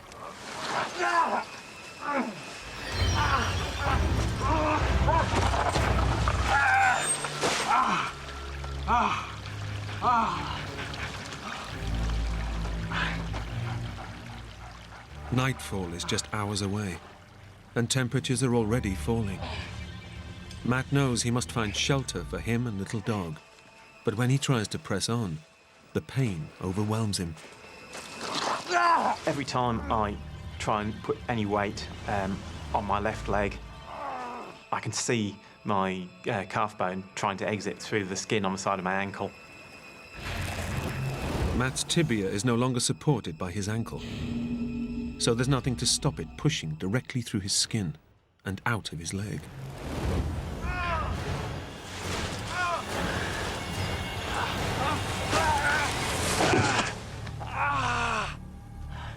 Finally, after an agonizing crawl over razor-sharp rocks, Matt's shocked body has had enough. He knows he must try and pitch a tent as soon as he can, or risk freezing to death. He has no idea whether he can manage it. He just knows he has to try. And just the basics like getting tent pegs in, or even getting the tent flattened out onto the ground into the right shape, I've just rendered 10, 20-fold more difficult when you've only got one hand to work with.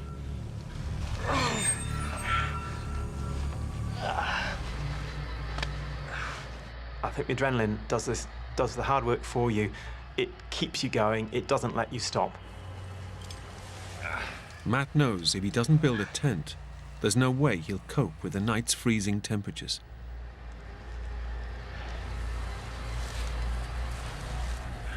Generally holding tent pegs with that broken right hand and then bashing them in with whatever rocks I could find using my left hand.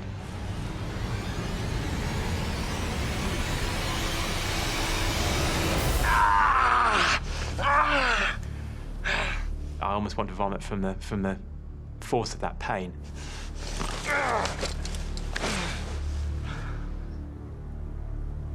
Matt's desperate and gritty determination finally results in a shelter.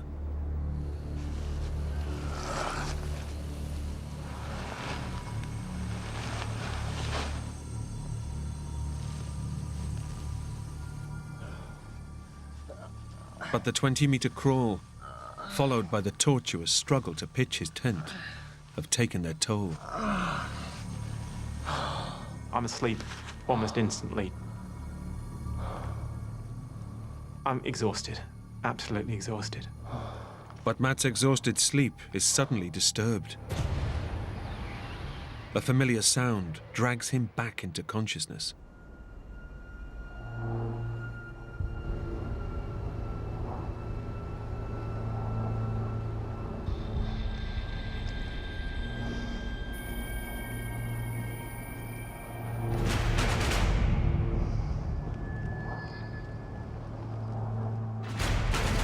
It was a great moment. Obviously, an aircraft means possible rescue.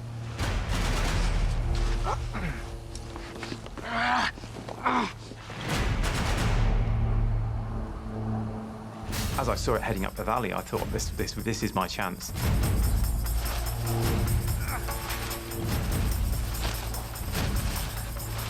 Over here!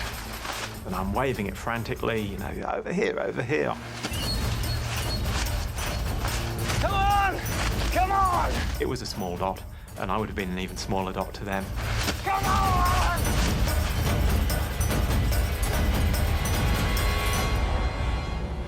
Chances of me being seen, in hindsight, are very small. But at the time, it was a great belief. Are they going to see me over here? But no. The plane's disappearance makes Matt realize that he's just a tiny needle in a giant haystack. He can only hope that tomorrow brings better luck.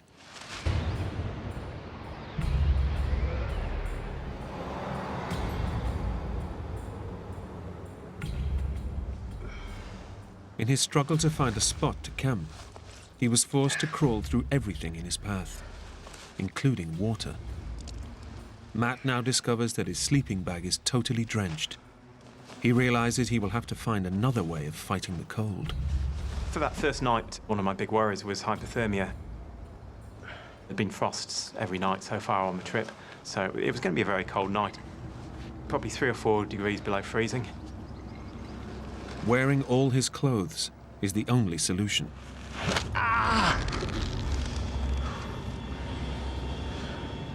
But even just trying to get them on is a nightmare, as his bones grind against each other.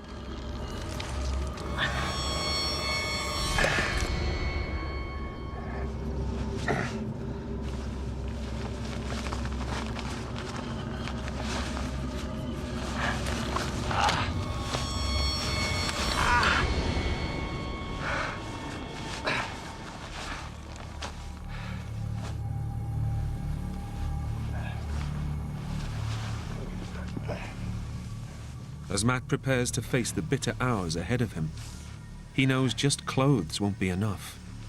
He'll need to use anything he can to stay warm. He suddenly has an idea. Howdy. 2 years before, Matt saved Little Dog from being abandoned. And tonight, LD repays the debt with her body heat. It might make a critical difference. I got the dog curled up in the middle of a tent, and I used her as a canine hot water bottle. And we lay there and shivered through the night. It's you and me, boy. It would have been very, very uncomfortable without the warmth of that dog there. It was cold, it was a bitter night. My body was doing a lot of work repairing itself anyway, and I felt I was shivering all night. I was cold, I was uncomfortable. Unable to sleep because of cold and constant pain, Matt's thoughts turn to his family and how his young daughter will cope without him. Matt knows that survival depends on staying positive. Self-pity has never been his style. I was sad that they were going to be concerned.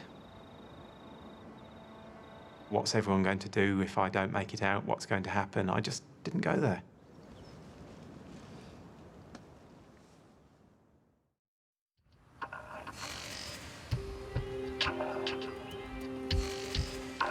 Despite a night of freezing temperatures, somehow Matt and Little Dog make it to the morning. But his relief is temporary. He quickly realizes that although he's got enough food for just over a week, it's mostly dried. And Matt has no water left to boil it in. One of the things I'd actually lost in the fall was my water bottle, so all I had to keep water in was my billy, my cooking pot. Matt's managed to pitch his tent close to water. Simple for little dog to get to, but for him, it will mean enduring unspeakable pain. It took a long time of lying there thinking about it to get myself up and to go and actually do it. No. Yeah, we need water. Let's go and do it. Come on. But it's not just water for cooking and drinking that Matt needs. Unless he cleans his deep leg wound, he risks serious infection. It was harder going down, a lot harder, just because very hard to slow yourself down and to control your descent with all the broken bones. Matt's entire concentration is focused on avoiding pain and not losing his cooking pot. I can't just throw it down to the bottom and then go and find it, because what if it rolls away? What if it gets washed away in the river? I cannot afford to lose this pan. Matt's had nothing to drink for 24 hours and is seriously dehydrated. His leg dressing has prevented further blood loss, but the wound is now full of cotton fibre and grit from the fall. He must clean it out or risk infection. It was a very real risk if I didn't do everything I could to avoid it.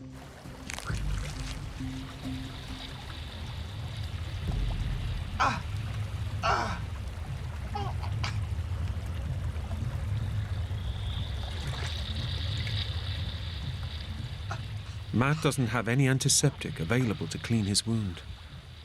But he has got table salt, which he knows has antibacterial properties. It'll be excruciating, but he has no choice.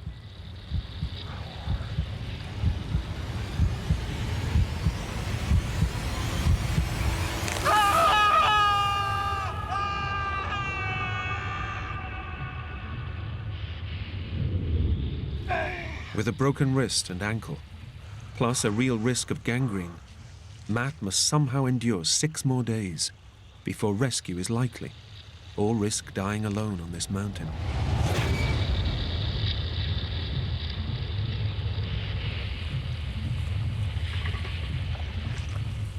With his wounds treated as best he can, Matt spends an agonizing hour inching back to camp, trying not to spill the water he's just collected. I had to keep my broken ankle and broken wrist up in the air, because if they hit the ground, then there was agony as a result.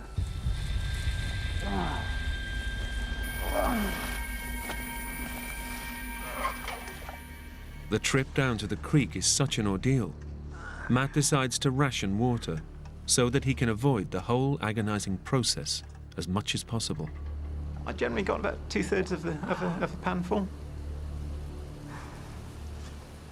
I decided at that stage that no, I was going to try and make water last for 2 days, so I didn't have to go down to this river every day and put myself through that, because all this movement is exacerbating all the injuries. By eking out his rations of dried food and gritting his teeth through gut-wrenching pain, astonishingly, Matt makes it through the week. And miraculously, the deadline when Matt expects the alarm to be raised has finally arrived. Cheers, LD. Cheers.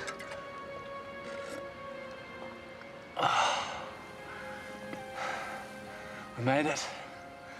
The note he's left back at work will trigger an emergency response, and the rescue helicopters should arrive within hours. For the first time in a week, Matt's spirits soar. Absolute elation to be there. You know, I've done it. That's the hardest bit over. I really, really believed I'd done it. Matt keeps a weather eye out for choppers. He reckons they'll be in the area any time now. But as the hours pass, Matt's elation begins to dampen. After a week of good weather, conditions and visibility start to worsen. By about 9 o'clock, I was just in solid cloud. Little dog, come on. It's...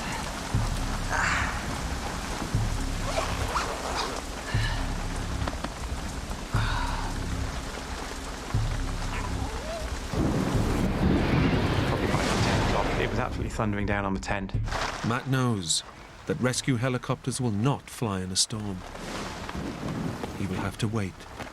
But the longer he waits, the worse the storm gets.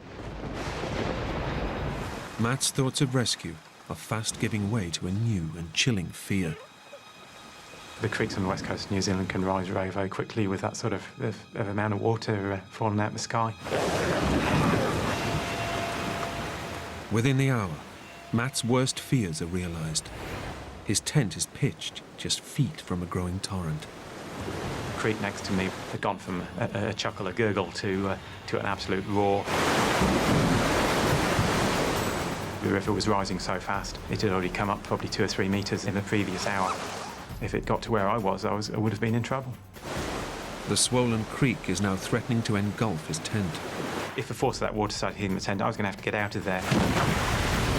And when a deadly rumble pierces the storm, Matt's life is in real danger.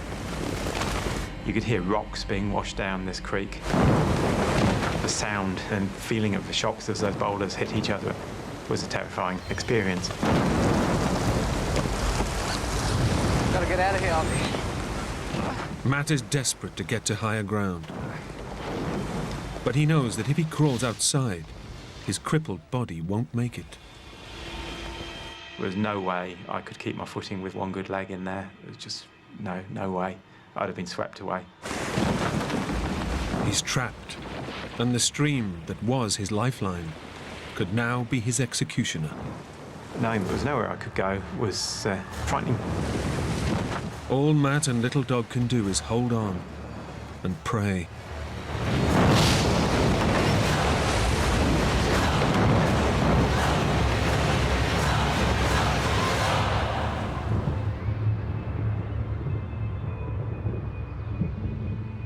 The sun came out, and the river started to drop.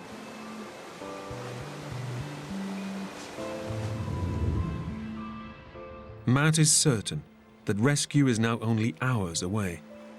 I spent the evening just lying there at the door of my tent, ready to jump out and start waving things if anything started flying up the valley.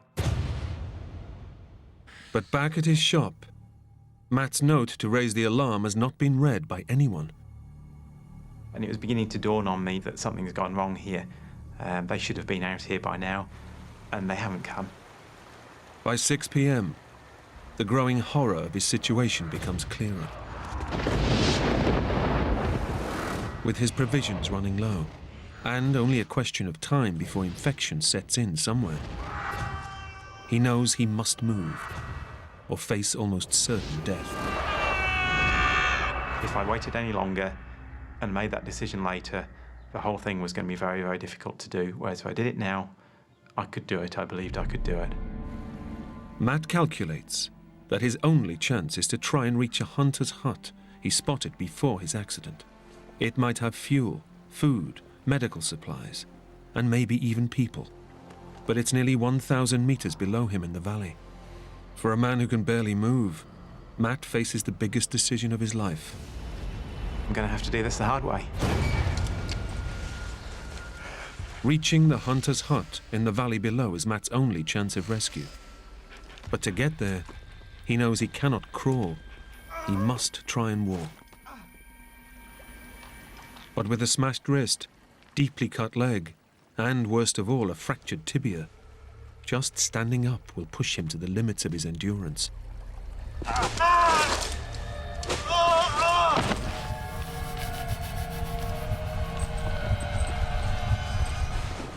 So I stood there for about 10 seconds.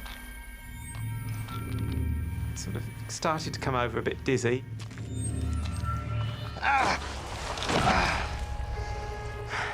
I sort of collapsed into a heap on the floor.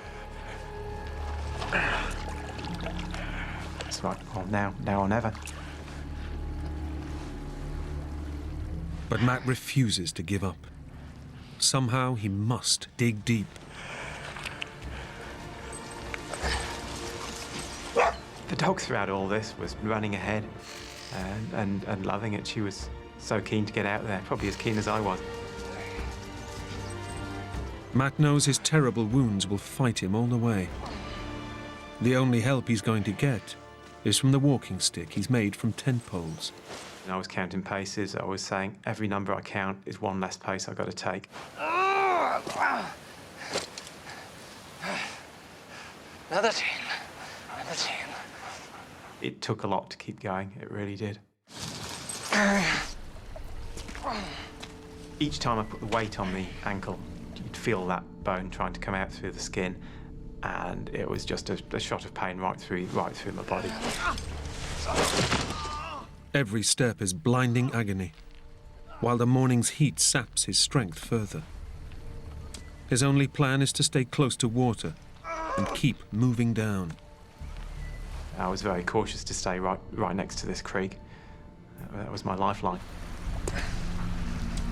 Matt knows he's heading in the right direction for the hut, but by deciding to follow the creek, he soon hits a problem. He's faced with a choice between two possible routes. LD seems to be immediately keen on going right, but that path is steep and challenging. Matt decides to follow the much gentler, downward slope. The log! Oh, come on! Get in here! Trying to get me killed? Come on!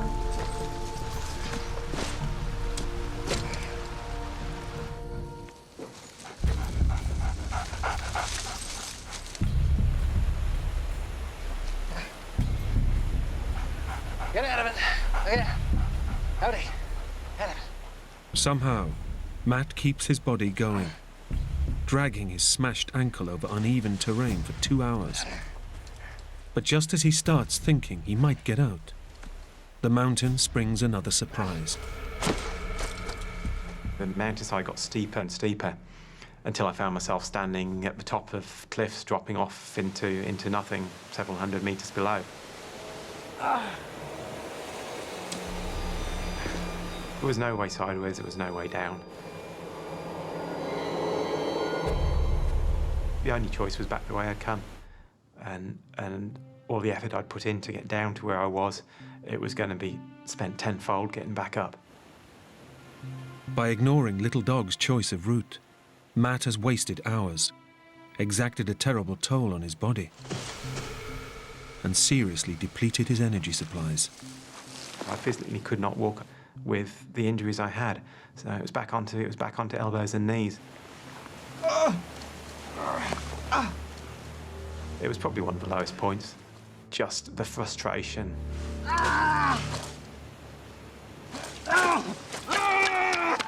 me back!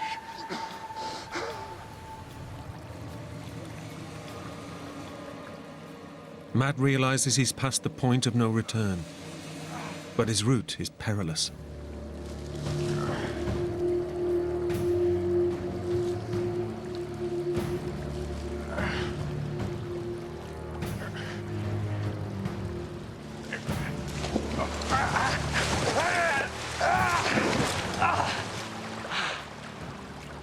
The deep infected gash in his leg has taken another brutal hit.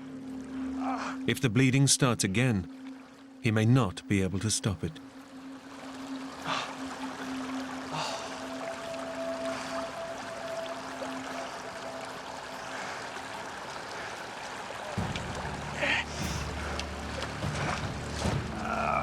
Matt pushes himself to breaking point, but he knows he must keep going at all costs.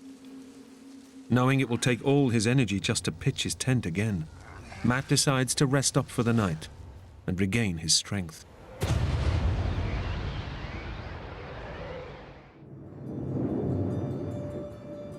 For a 9th night, temperatures plunge below freezing. Little Dog's food ran out 2 days ago, and she's finding it harder to fight off the cold, yet she stays with her master. We spent the night curled up, both of us, at the bottom of the tent. Just knowing that there's this animal there, with you, sticking with me, is a reassuring thing. Kept me going emotionally, just the company of that dog there with me.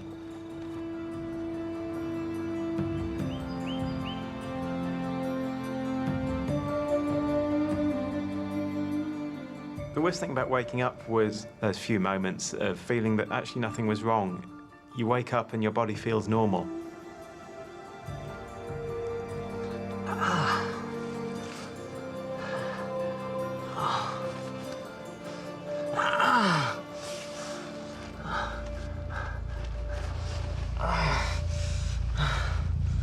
And then finding out that it's as bad as you remember it.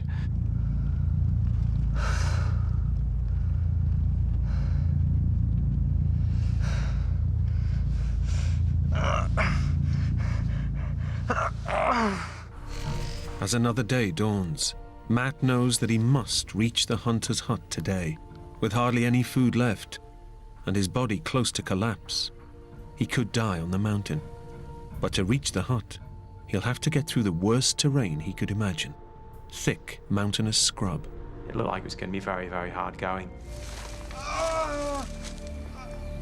It was just a continuous process of forcing your way, almost swimming over the top of this vegetation. I was just getting tighter and tighter and tighter. After 3 tortuous hours of struggle, Matt's dreadful injuries are taking their toll, and he's made hardly any progress. Come on, you mad bum.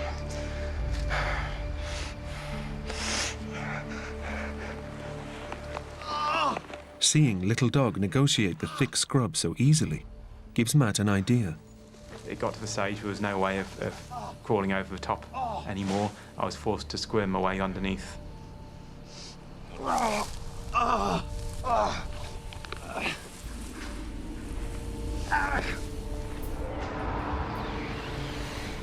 After hours of gruesome effort and delirious with pain, Matt's made it through the worst of the brutal scrub.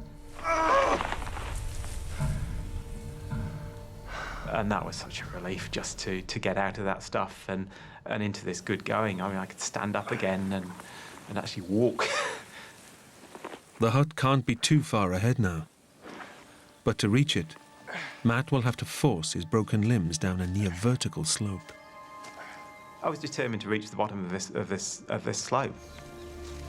Matt knows he's not going to be able to control his descent.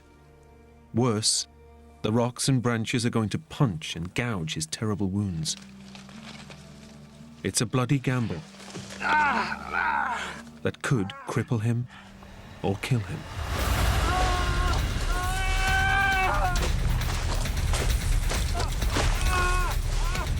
It was getting steeper, and so I was using whatever means I could.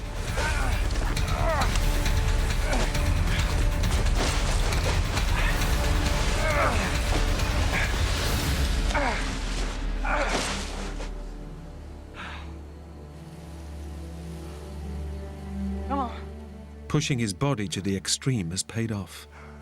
Matt is now less than 2 kilometers from the hut. But getting to the valley floor has not come without tremendous cost. I've done myself a lot of damage coming down this hill. My limbs are useless. Matt can only hope the worst is behind him. The hut, and possible salvation, is tantalizingly close. But just as Matt finally allows himself to believe that he's made it, his dreams are brutally shattered. A fast, freezing river stands between him and the end of a nightmare. That was so disheartening. It was so close, but unreachable, just out of reach.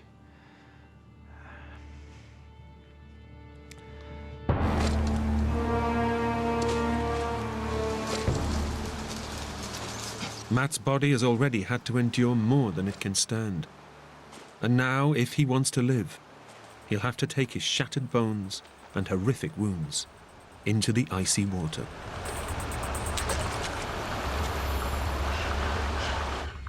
Whether I could swim, whether I could propel myself was my real fear. Matt makes his decision. He either dies on this bank or gambles his life in one last shot at surviving. The water was absolutely freezing. All my muscles started to seize up. Matt is quickly struggling. His weak, damaged body is no match for the fierce, freezing current. He has to fight the current or drown. It wasn't what I needed. I was trying to swim a river with broken bones. Matt knows that whether he lives or dies now depends entirely on the river, not on anything he can do. I felt the main current begin to pull me, and it was dragging me over towards the far bank of the river. Frozen and horribly maimed, Matt's washed up on shore barely alive. He's had a miraculous escape. Every muscle in my body had seized. Everything had just stopped working.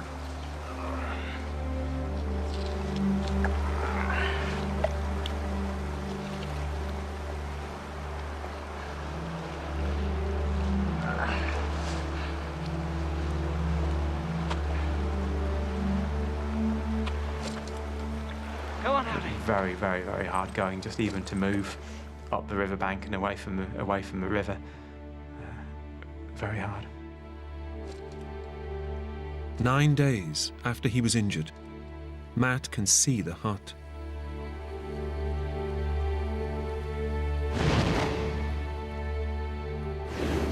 But he finally has to accept that he's probably going to die before he reaches it. Cheers, LD.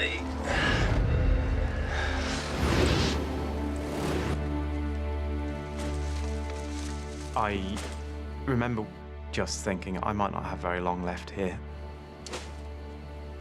It's you and me, boy.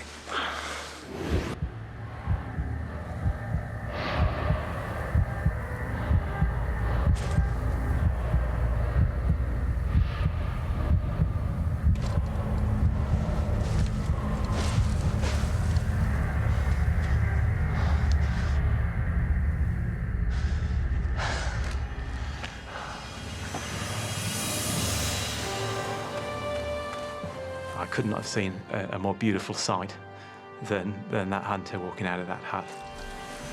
I got you, mate. I got you. Oh, lie down, eh? And that's the moment I know I'm getting out of here. And I can't describe as good a moment as that. I was safe. It was relief. It was joy.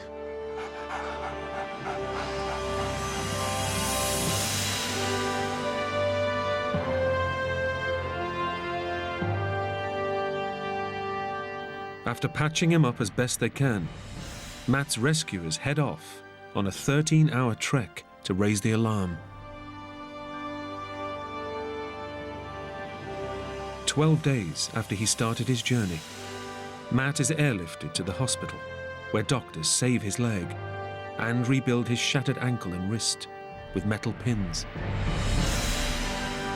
6 months after his horrific experience, Matt is back in the mountains with little Dog. The experience has made me realise what I value in life and what I don't.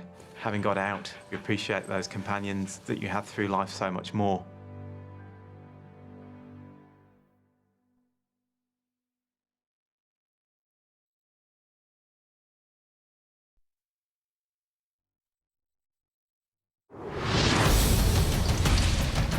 On their first date, two climbers scale one of Europe's toughest mountains. But the romantic adventure they hope will bring them together tears them apart. This mountain has become a complete demon. We need to move, all right? All hell is just breaking loose round my head. Trapped inside a violent electrical storm, they must rely on each other to survive. It's an utterly desperate situation. I'm thinking we're not going to survive. Jeremy!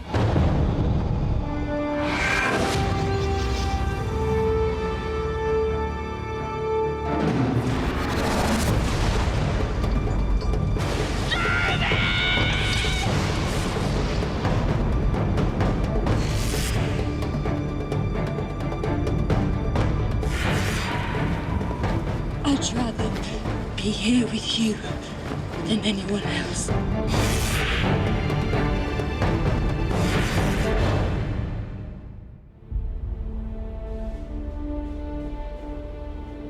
The Pittsburgh Mountain. Standing at 3,300 meters, its razor-sharp ridge forms the border between the Swiss and Italian Alps. People come from all four corners of the globe to do this climb and to test themselves on this mountain.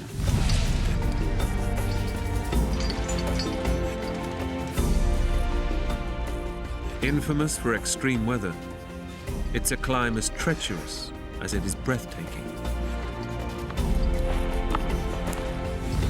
And even for professional mountain climbers, like Rachel Kelsey and Jeremy Colenso, it is the climb of a lifetime. We started at 5 in the morning. Our aim was to get up and down the climb in a day. That was fun.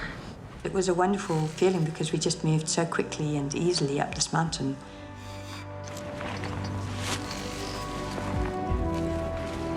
I was just so excited. You know, here I am doing a climb that I really want to do. And not only that, but I'm doing it with this very good-looking chap who I fancy. Just great to be there with someone who's both a climbing partner, but also someone who you're becoming very fond of. I was quite attracted to his quiet but confident nature. Climbing. I really liked a sense of adventure and just relaxed personality. This romantic adventure is actually Rachel and Jeremy's first real date.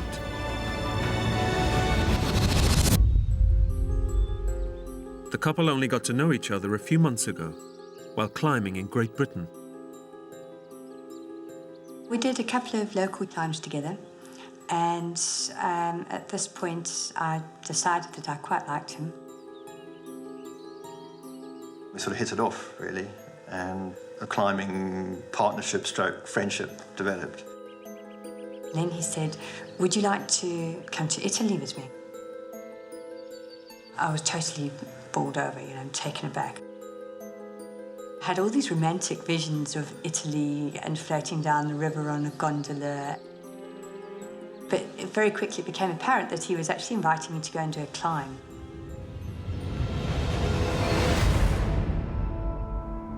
We planned and prepared meticulously. We looked at guidebooks, we got maps of the route. We worked out exactly what equipment we'd take. These little rucksacks hold about 20 litres, and in it we have just the essentials we'll need to succeed in this climb. So I have my waterproof jacket, an extra fleece, our hydration packs, the map of the route, and then we've got a couple of other things. One of them is a survival shelter and my mobile phone. And I remember tossing it up and down in my hand and thinking, shall I take this? Something just makes me think, oh, well, I'll just put it in. I can carry that extra weight.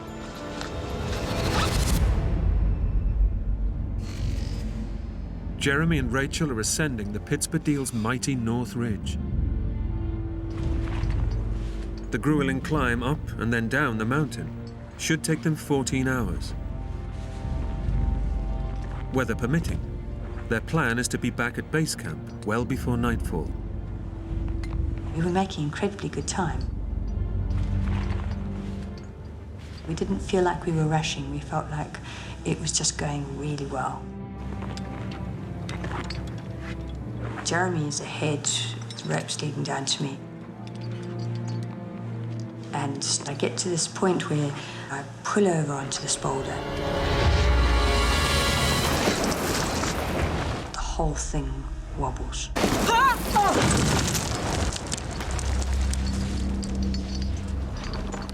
My heart just leaps into my throat.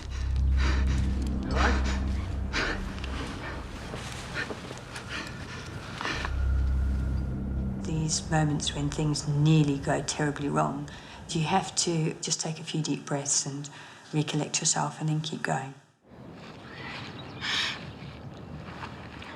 If you're not scared at all on a climb, it's probably not the right challenge for you. 2 hours later, and Jeremy and Rachel have overcome the most technically challenging part of the climb.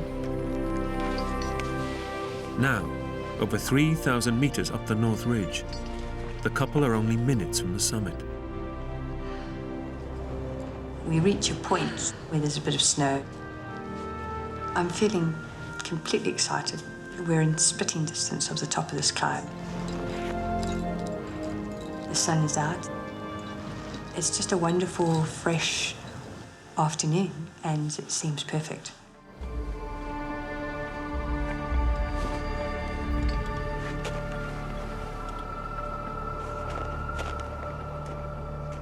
But with only 30 meters to go, they face a crushing blow. I could see that the rock had become like an icy pavement.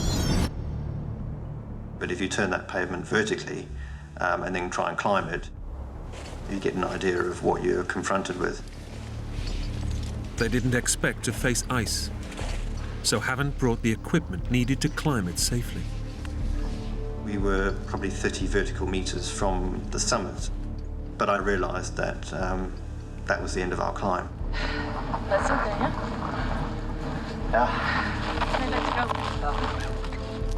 There is a feeling of disappointment there. There definitely is. But there's no time for that. You just need to prepare with the next section and get on with it.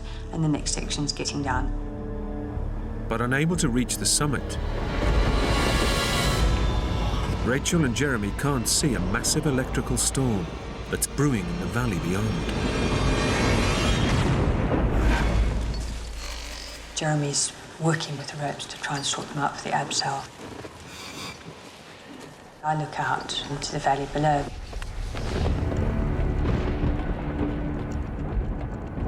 And I notice these clouds swirling in.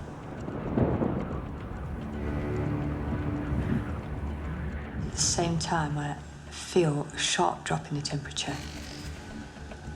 And I just know inside that this is heralding a storm, and we've got to get out now. Jeremy, I think we better stop moving.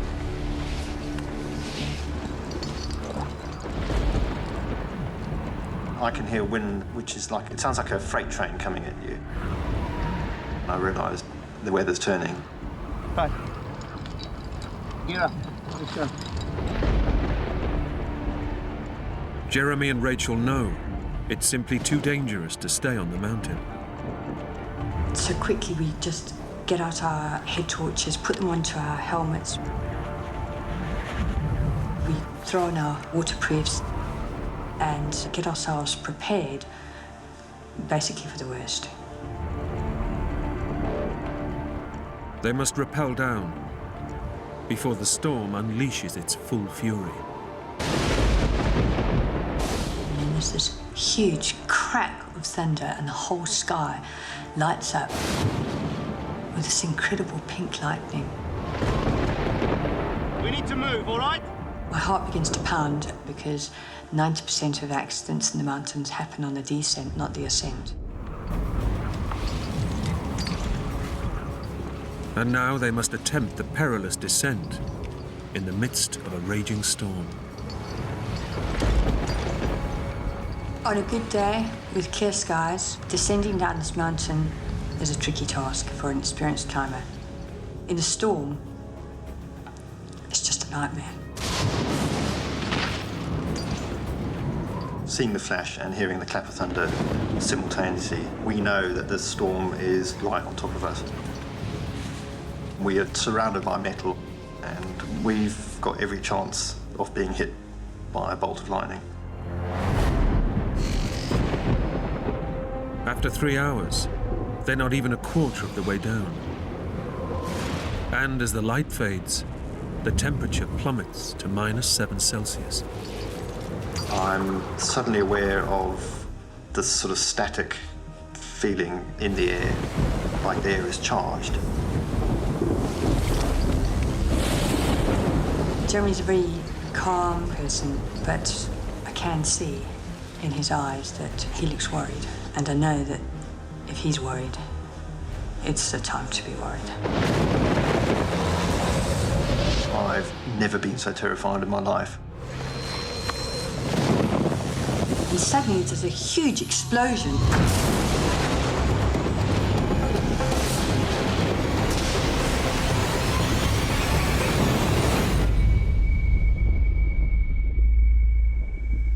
I'm thinking we're not going to survive.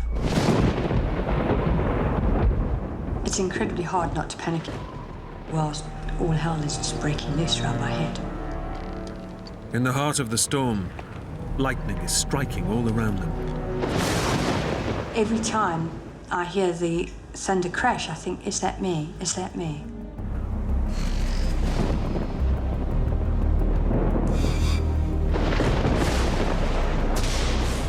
I don't know exactly how many abseils we've done. All I know is that we've been what feels like hours. Jeremy's setting off in the next abseil, and I just think there's something not right here. I abseiled past this block, and the rope catches behind the corner of the block. And I can't get the rope out.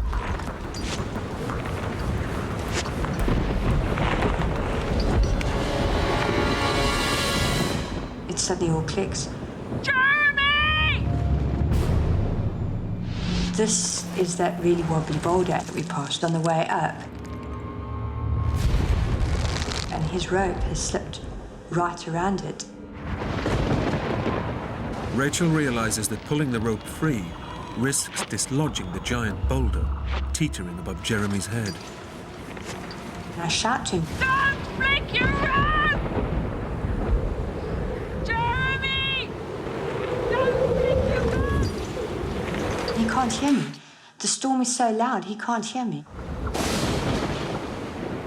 Jeremy has no idea that a quarter of a ton of rock, only meters from his head, is loosening with every single tug.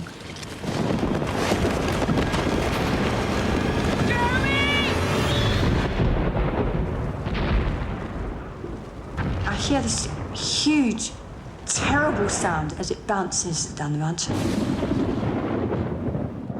There's no way he could have survived it. Rachel fears that Jeremy has been swept off the mountain.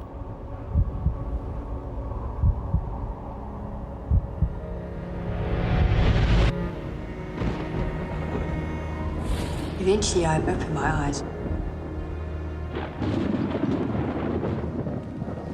It was a huge rush of relief and surprise to see him there. I look up at Rachel. She's looking down at me, and I go, that missed me by that much. If it had hit me, that would have been me. I would have been dead.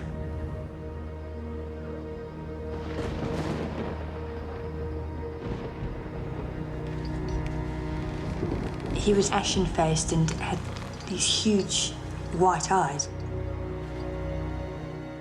And I can't believe this just happened.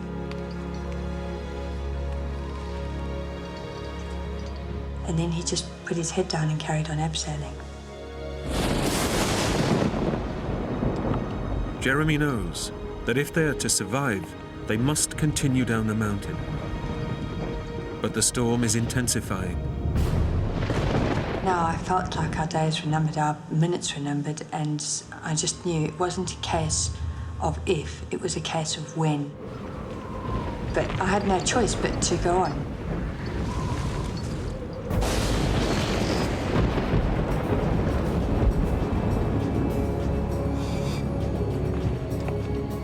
As they press on, Jeremy and Rachel face a new challenge.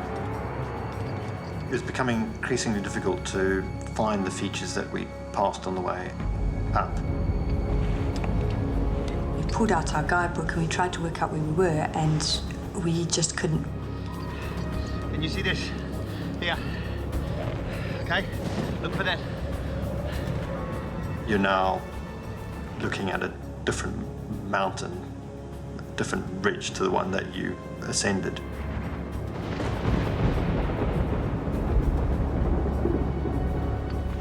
Unable to see any landmarks, Rachel and Jeremy are lost. In this perilous terrain, choosing the wrong route could spell the difference between life and death. We're now at a decision-making point. What do you reckon? I pointed down and he nodded. All right. I hope you're right, eh? Unable to see what lies below, they could be rappelling straight over a precipice. Jeremy insists on going first.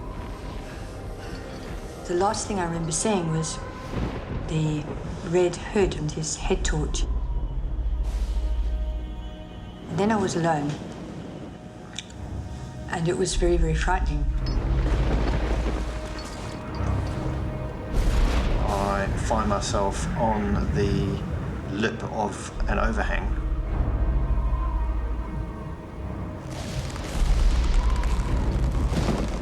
As soon as I descend over the lip, I'm hanging in space.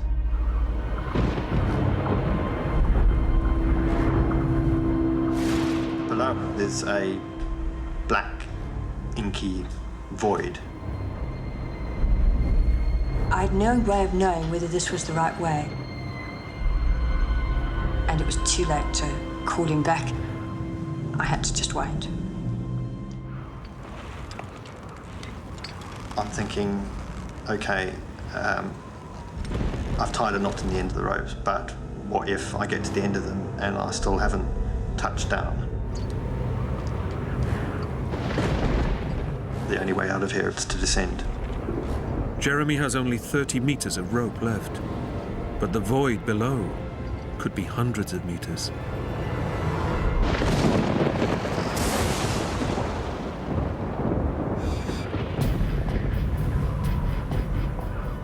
After 30 long minutes, there is still no signal from Jeremy.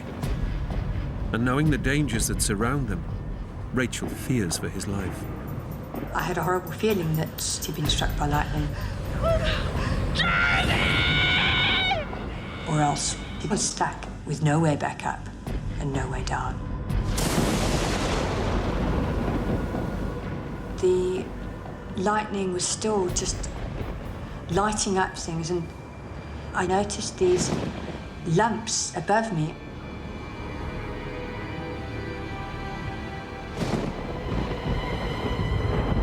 These were actually pitons, which had been banged in a line. Suddenly I knew exactly where we were. The position of the pitons tells Rachel they've strayed from the main ridgeline. Jeremy! Jeremy! And Jeremy is now descending into a 600-meter void with just 30 meters of rope. We must have gone 10 meters, of course, if that. And yet, the ramifications could spell the end for us.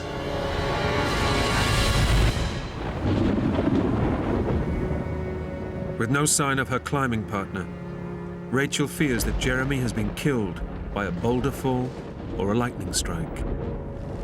I felt hopeless. He's heavier than me. I couldn't possibly haul him back up. And yet the only way we were going to get off this mountain was using the ropes. And if he was hanging on the ropes, there's no way I could use them.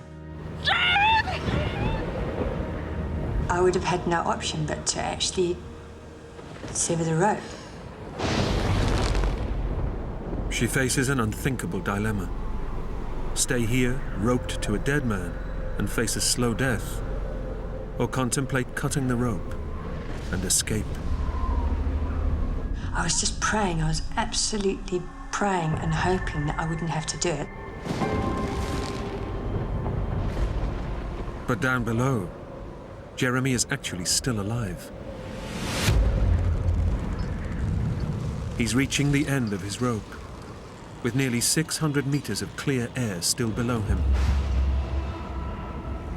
My gut feeling was that we made the wrong decision. I need to go back up the ropes. It's a desperate blow. Jeremy has rappelled down 30 meters. He's exhausted, but his only option is to climb back up. Muscles aching, he attaches a mechanical ascending device called a Jumar and starts to haul himself up, meter by agonizing meter.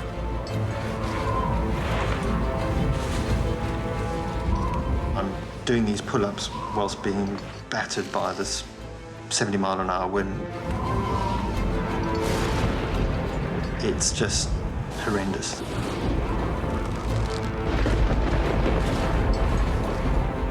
I was really afraid.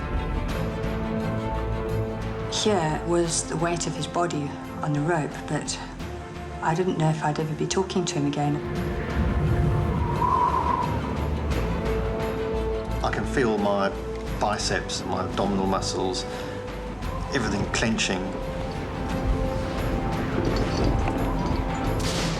It's like for every 2 feet that I go up, I slide 1 foot back down the rope.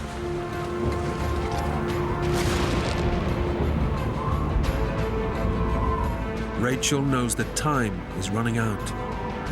Unaware that Jeremy is climbing back up the rope, she prepares to make the toughest decision of her life.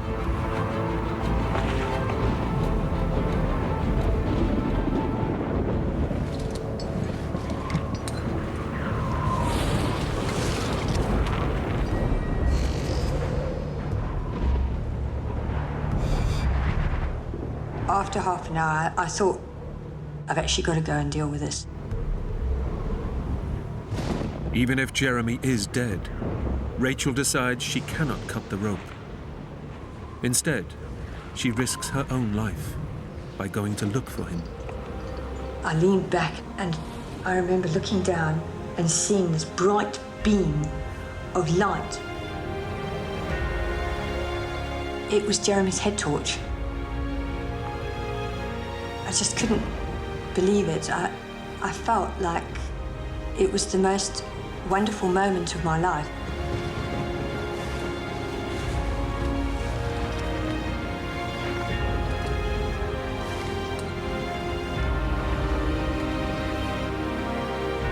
And I just completely forgot about the storm and where we were, and I gave them this massive hug. So pleased to see you. You okay? I was just so glad to be back. The reunion brings home what they now mean to each other. But still, 3,000 meters up a storm-lashed mountain, Rachel and Jeremy remain in grave danger. If they're to survive the freezing night, the next challenge is to find shelter. And their only hope is to reach a small ledge 20 meters away. I'll go first, and then you follow, all right?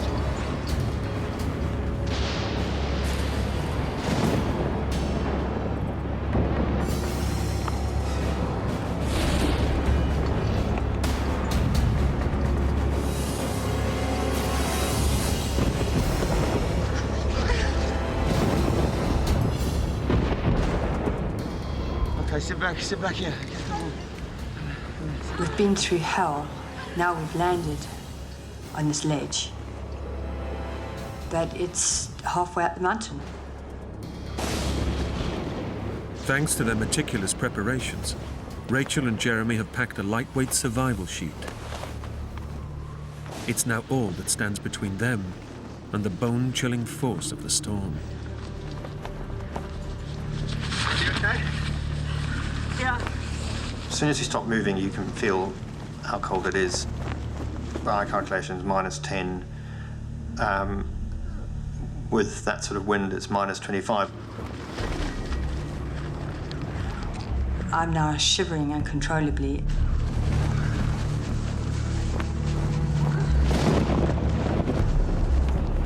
My fingers had gone completely white and were starting to freeze with frostbite. We need to warm our hands and feet every hour, okay? To prevent frostbite, The couple must restore blood circulation immediately. This is gonna hurt. Just do it.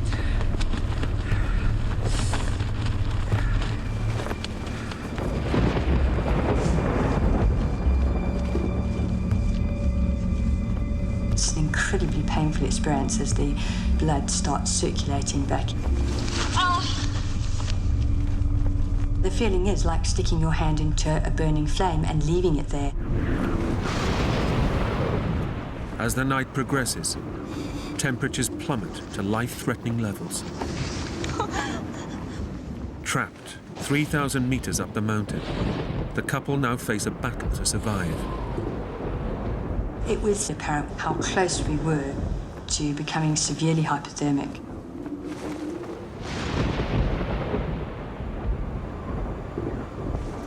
The couple know that as hypothermia takes hold, the decreased oxygen flow to the brain will cause drowsiness, then death. It's vital they stay awake.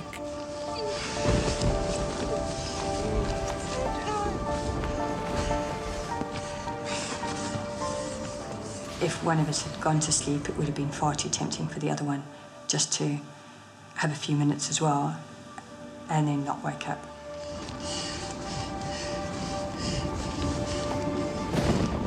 In this situation, your climbing partner is your biggest asset. We both have to stay awake and motivate each other to keep going for as long as it takes.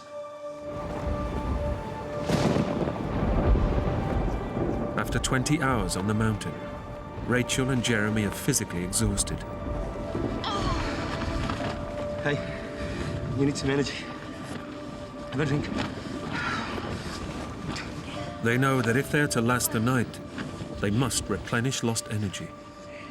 Neither of us have drunk in hours because we've been focusing on getting through the storm.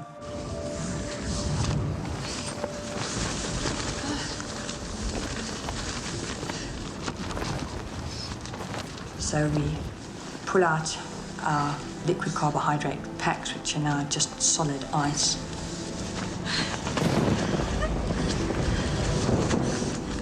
And we try to warm them up.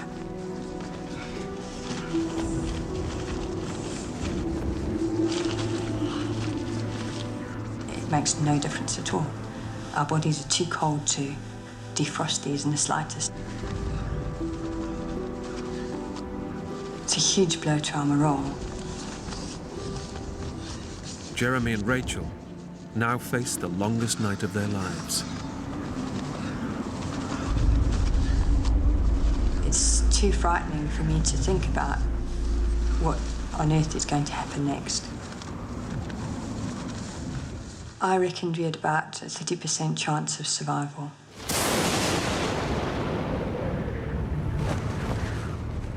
You're 3,000 meters up. It's minus 25 outside. I mean, it's an utterly desperate situation. I was sitting back and I felt this lump.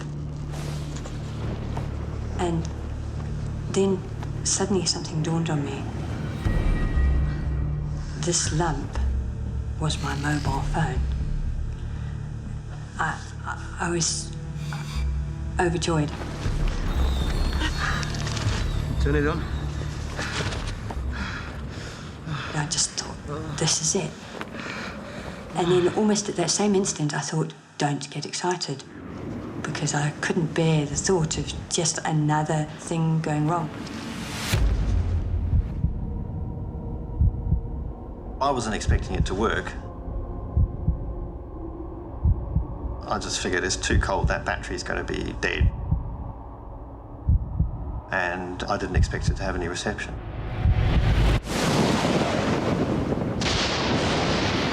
I just prayed, I just thought, please, please. Yeah! It was just like a golden moment. A couple of bars of battery life and then 3 bars of reception.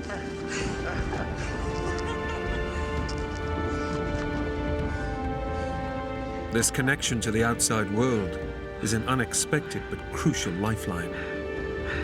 I guess we better call search and rescue. Yeah.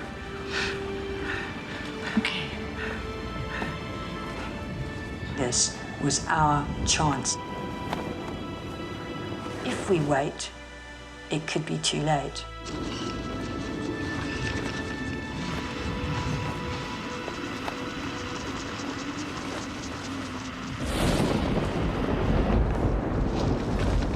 I couldn't get through. It's the right number. I know it's the right number. Try it again.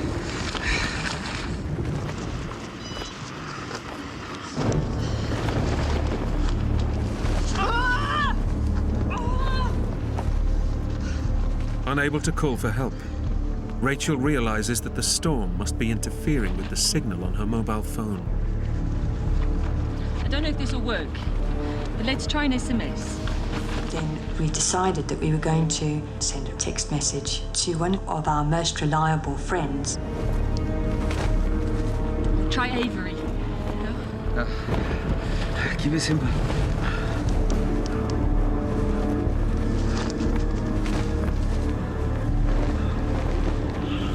We wrote, need heli rescue, Northridge, Pisbadil, Switzerland. And then we pressed the send button. And it was like sending a prayer. The last chance of someone finding out that we were there before it was too late for us. We turned off the phone to conserve the battery power.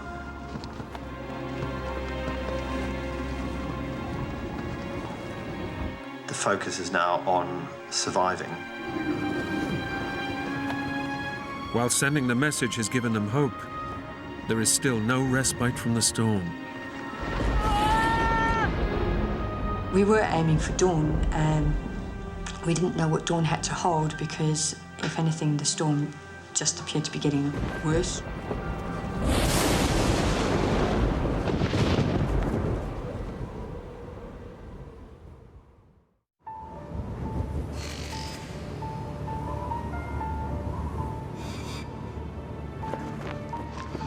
Through sheer determination, Rachel and Jeremy have managed to survive the night. It went from being black to grey outside, but daylight had no bearing on the temperature. Each time the wind blows out, little ice crystals come and shower your body.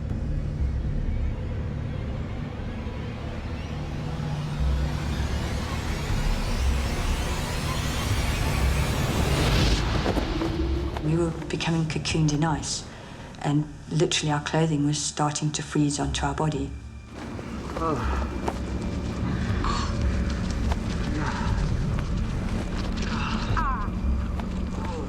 I felt completely exhausted, just shattered. Every now and again, lightning would strike. At that point, I thought, if the lightning hits us, it hits us. At least it will be quick.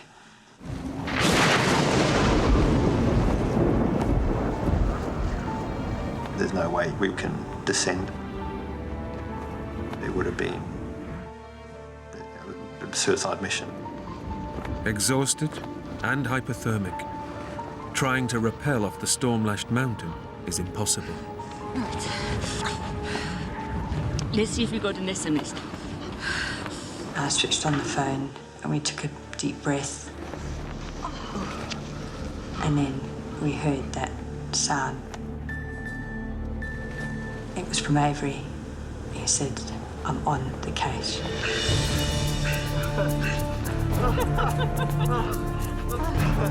Rachel's close friend, Avery Cunliffe, has received the message and contacted the emergency services. It really gave me hope that there were now people out there who knew our situation, understood it, and were on the case. But until the weather improves, any rescue attempt is out of the question.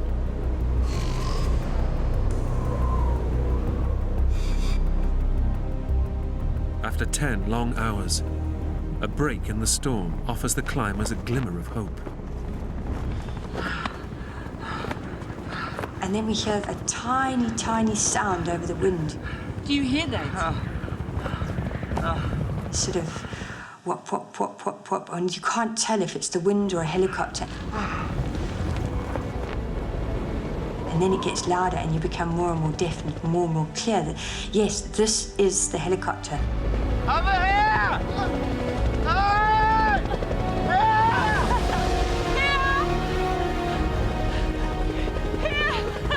And I can see the helicopter, and I jump up and down with the shelter in my hand, and Jeremy stands there with his hands up.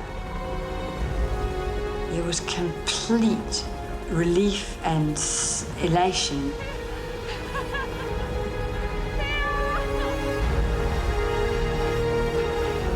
We're out of here, you know, it's all over. This nightmare's going to end. And I can see the pilot. And it's like he's so close, I can actually touch him. I'm waiting for this man or this rope to come out of the helicopter, and it doesn't happen. We see this helicopter just being tossed about like a cork on the ocean, you know, up and down, left and right. And I just look at this and go, you know, there's no way. It's just suicide from their point of view. Trying to extract the couple in these weather conditions risks crashing the helicopter into the mountainside, killing Rachel and Jeremy, as well as the crew. It's devastating. They were just so close, and yet a world apart from us. Jeremy hugged me and he said, Hey, you know where we are, all right? They'll get to us. Don't worry, all right? They know where we are. I had to say the right things, but I knew deep down that we were going nowhere. As dusk falls, Rachel and Jeremy face another horrific night on the mountain. Rapidly succumbing to hypothermia, the couple risk losing consciousness and slipping into a coma. we are very much on borrowed time now. And he squeezes me, and then I knew that I might not get another opportunity to say it, so I just said, I'd rather be here with you than anyone else. Me too.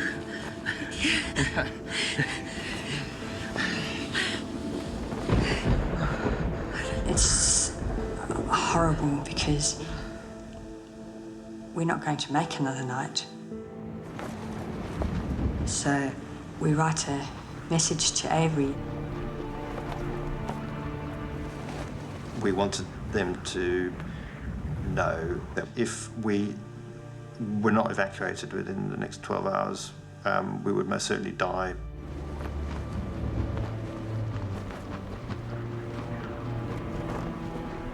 It's a horrible, really horrible thing to do, to write to a friend of yours and tell them that you're not going to live.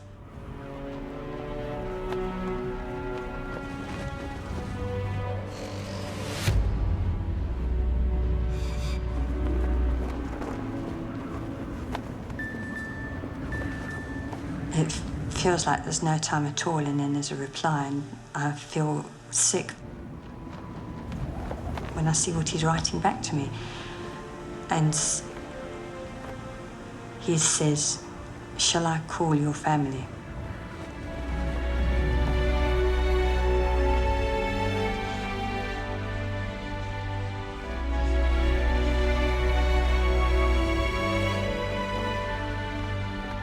It was a chance to say goodbye.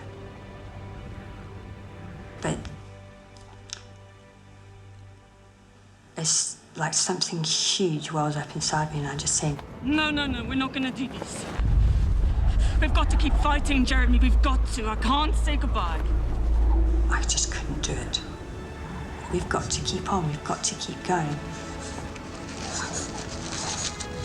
I just couldn't bear the pain of the thought of saying goodbye. But despite her determination, Rachel knows this is a fight they may not win. I close my eyes and put my hands together and I start praying. It's an incredibly humbling experience praying for your life.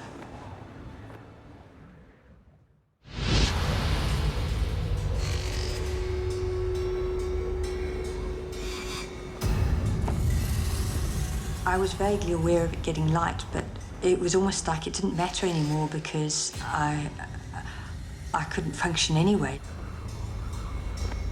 Against all the odds, the couple have endured a second night. But they're now losing the will to survive. Well, your brain's shutting down because you're freezing cold. You just want it to end.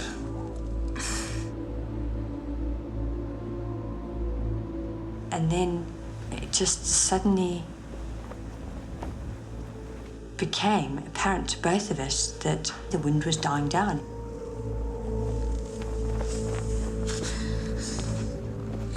Rachel realizes that the weather is improving and seizes the opportunity.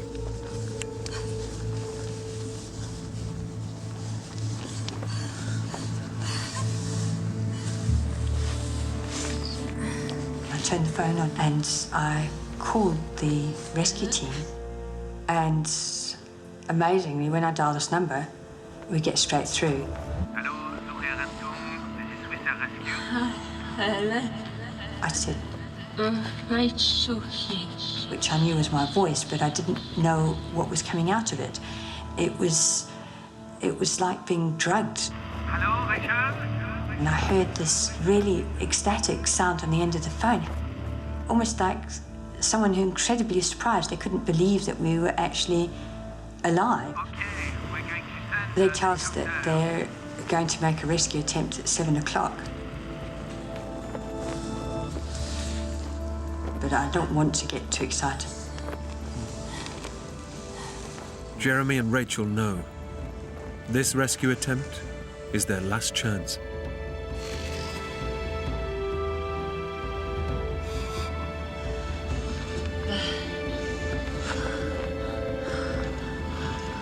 They're coming.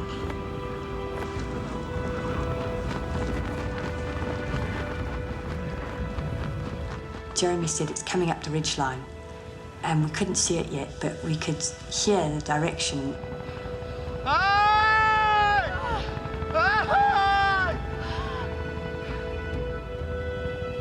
And then I remember seeing this helicopter, and it looked tiny.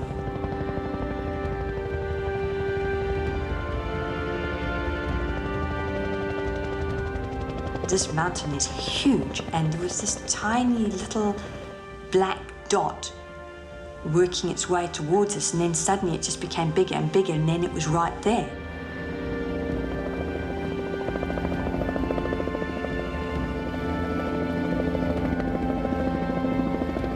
And then it hovers above me, and I can see the winchman at the door. I can see his face.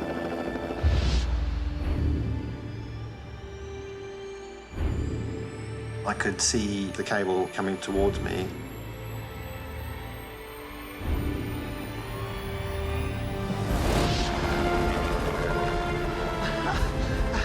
That's when it sunk in that, you know, we'd made it. It's a fantastic feeling, you know, you've made it, and yeah, you're gonna have another chance.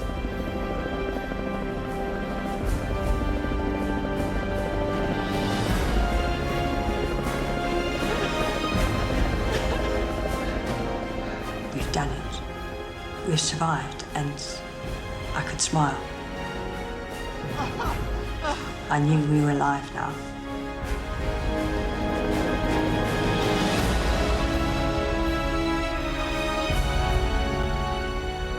After 40 hours in bitterly cold conditions, Jeremy and Rachel are airlifted to safety.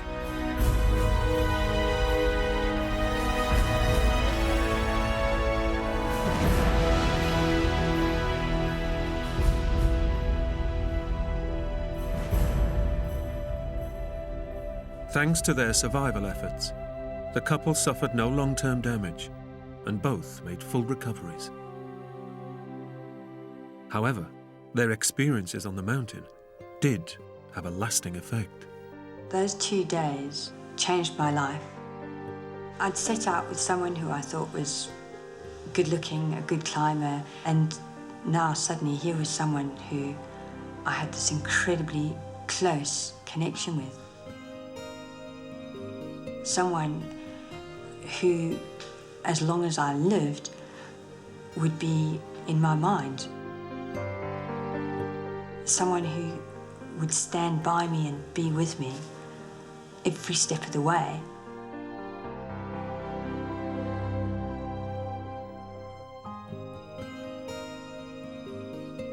I just realised that this person was, the person I wanted to spend the rest of my life with.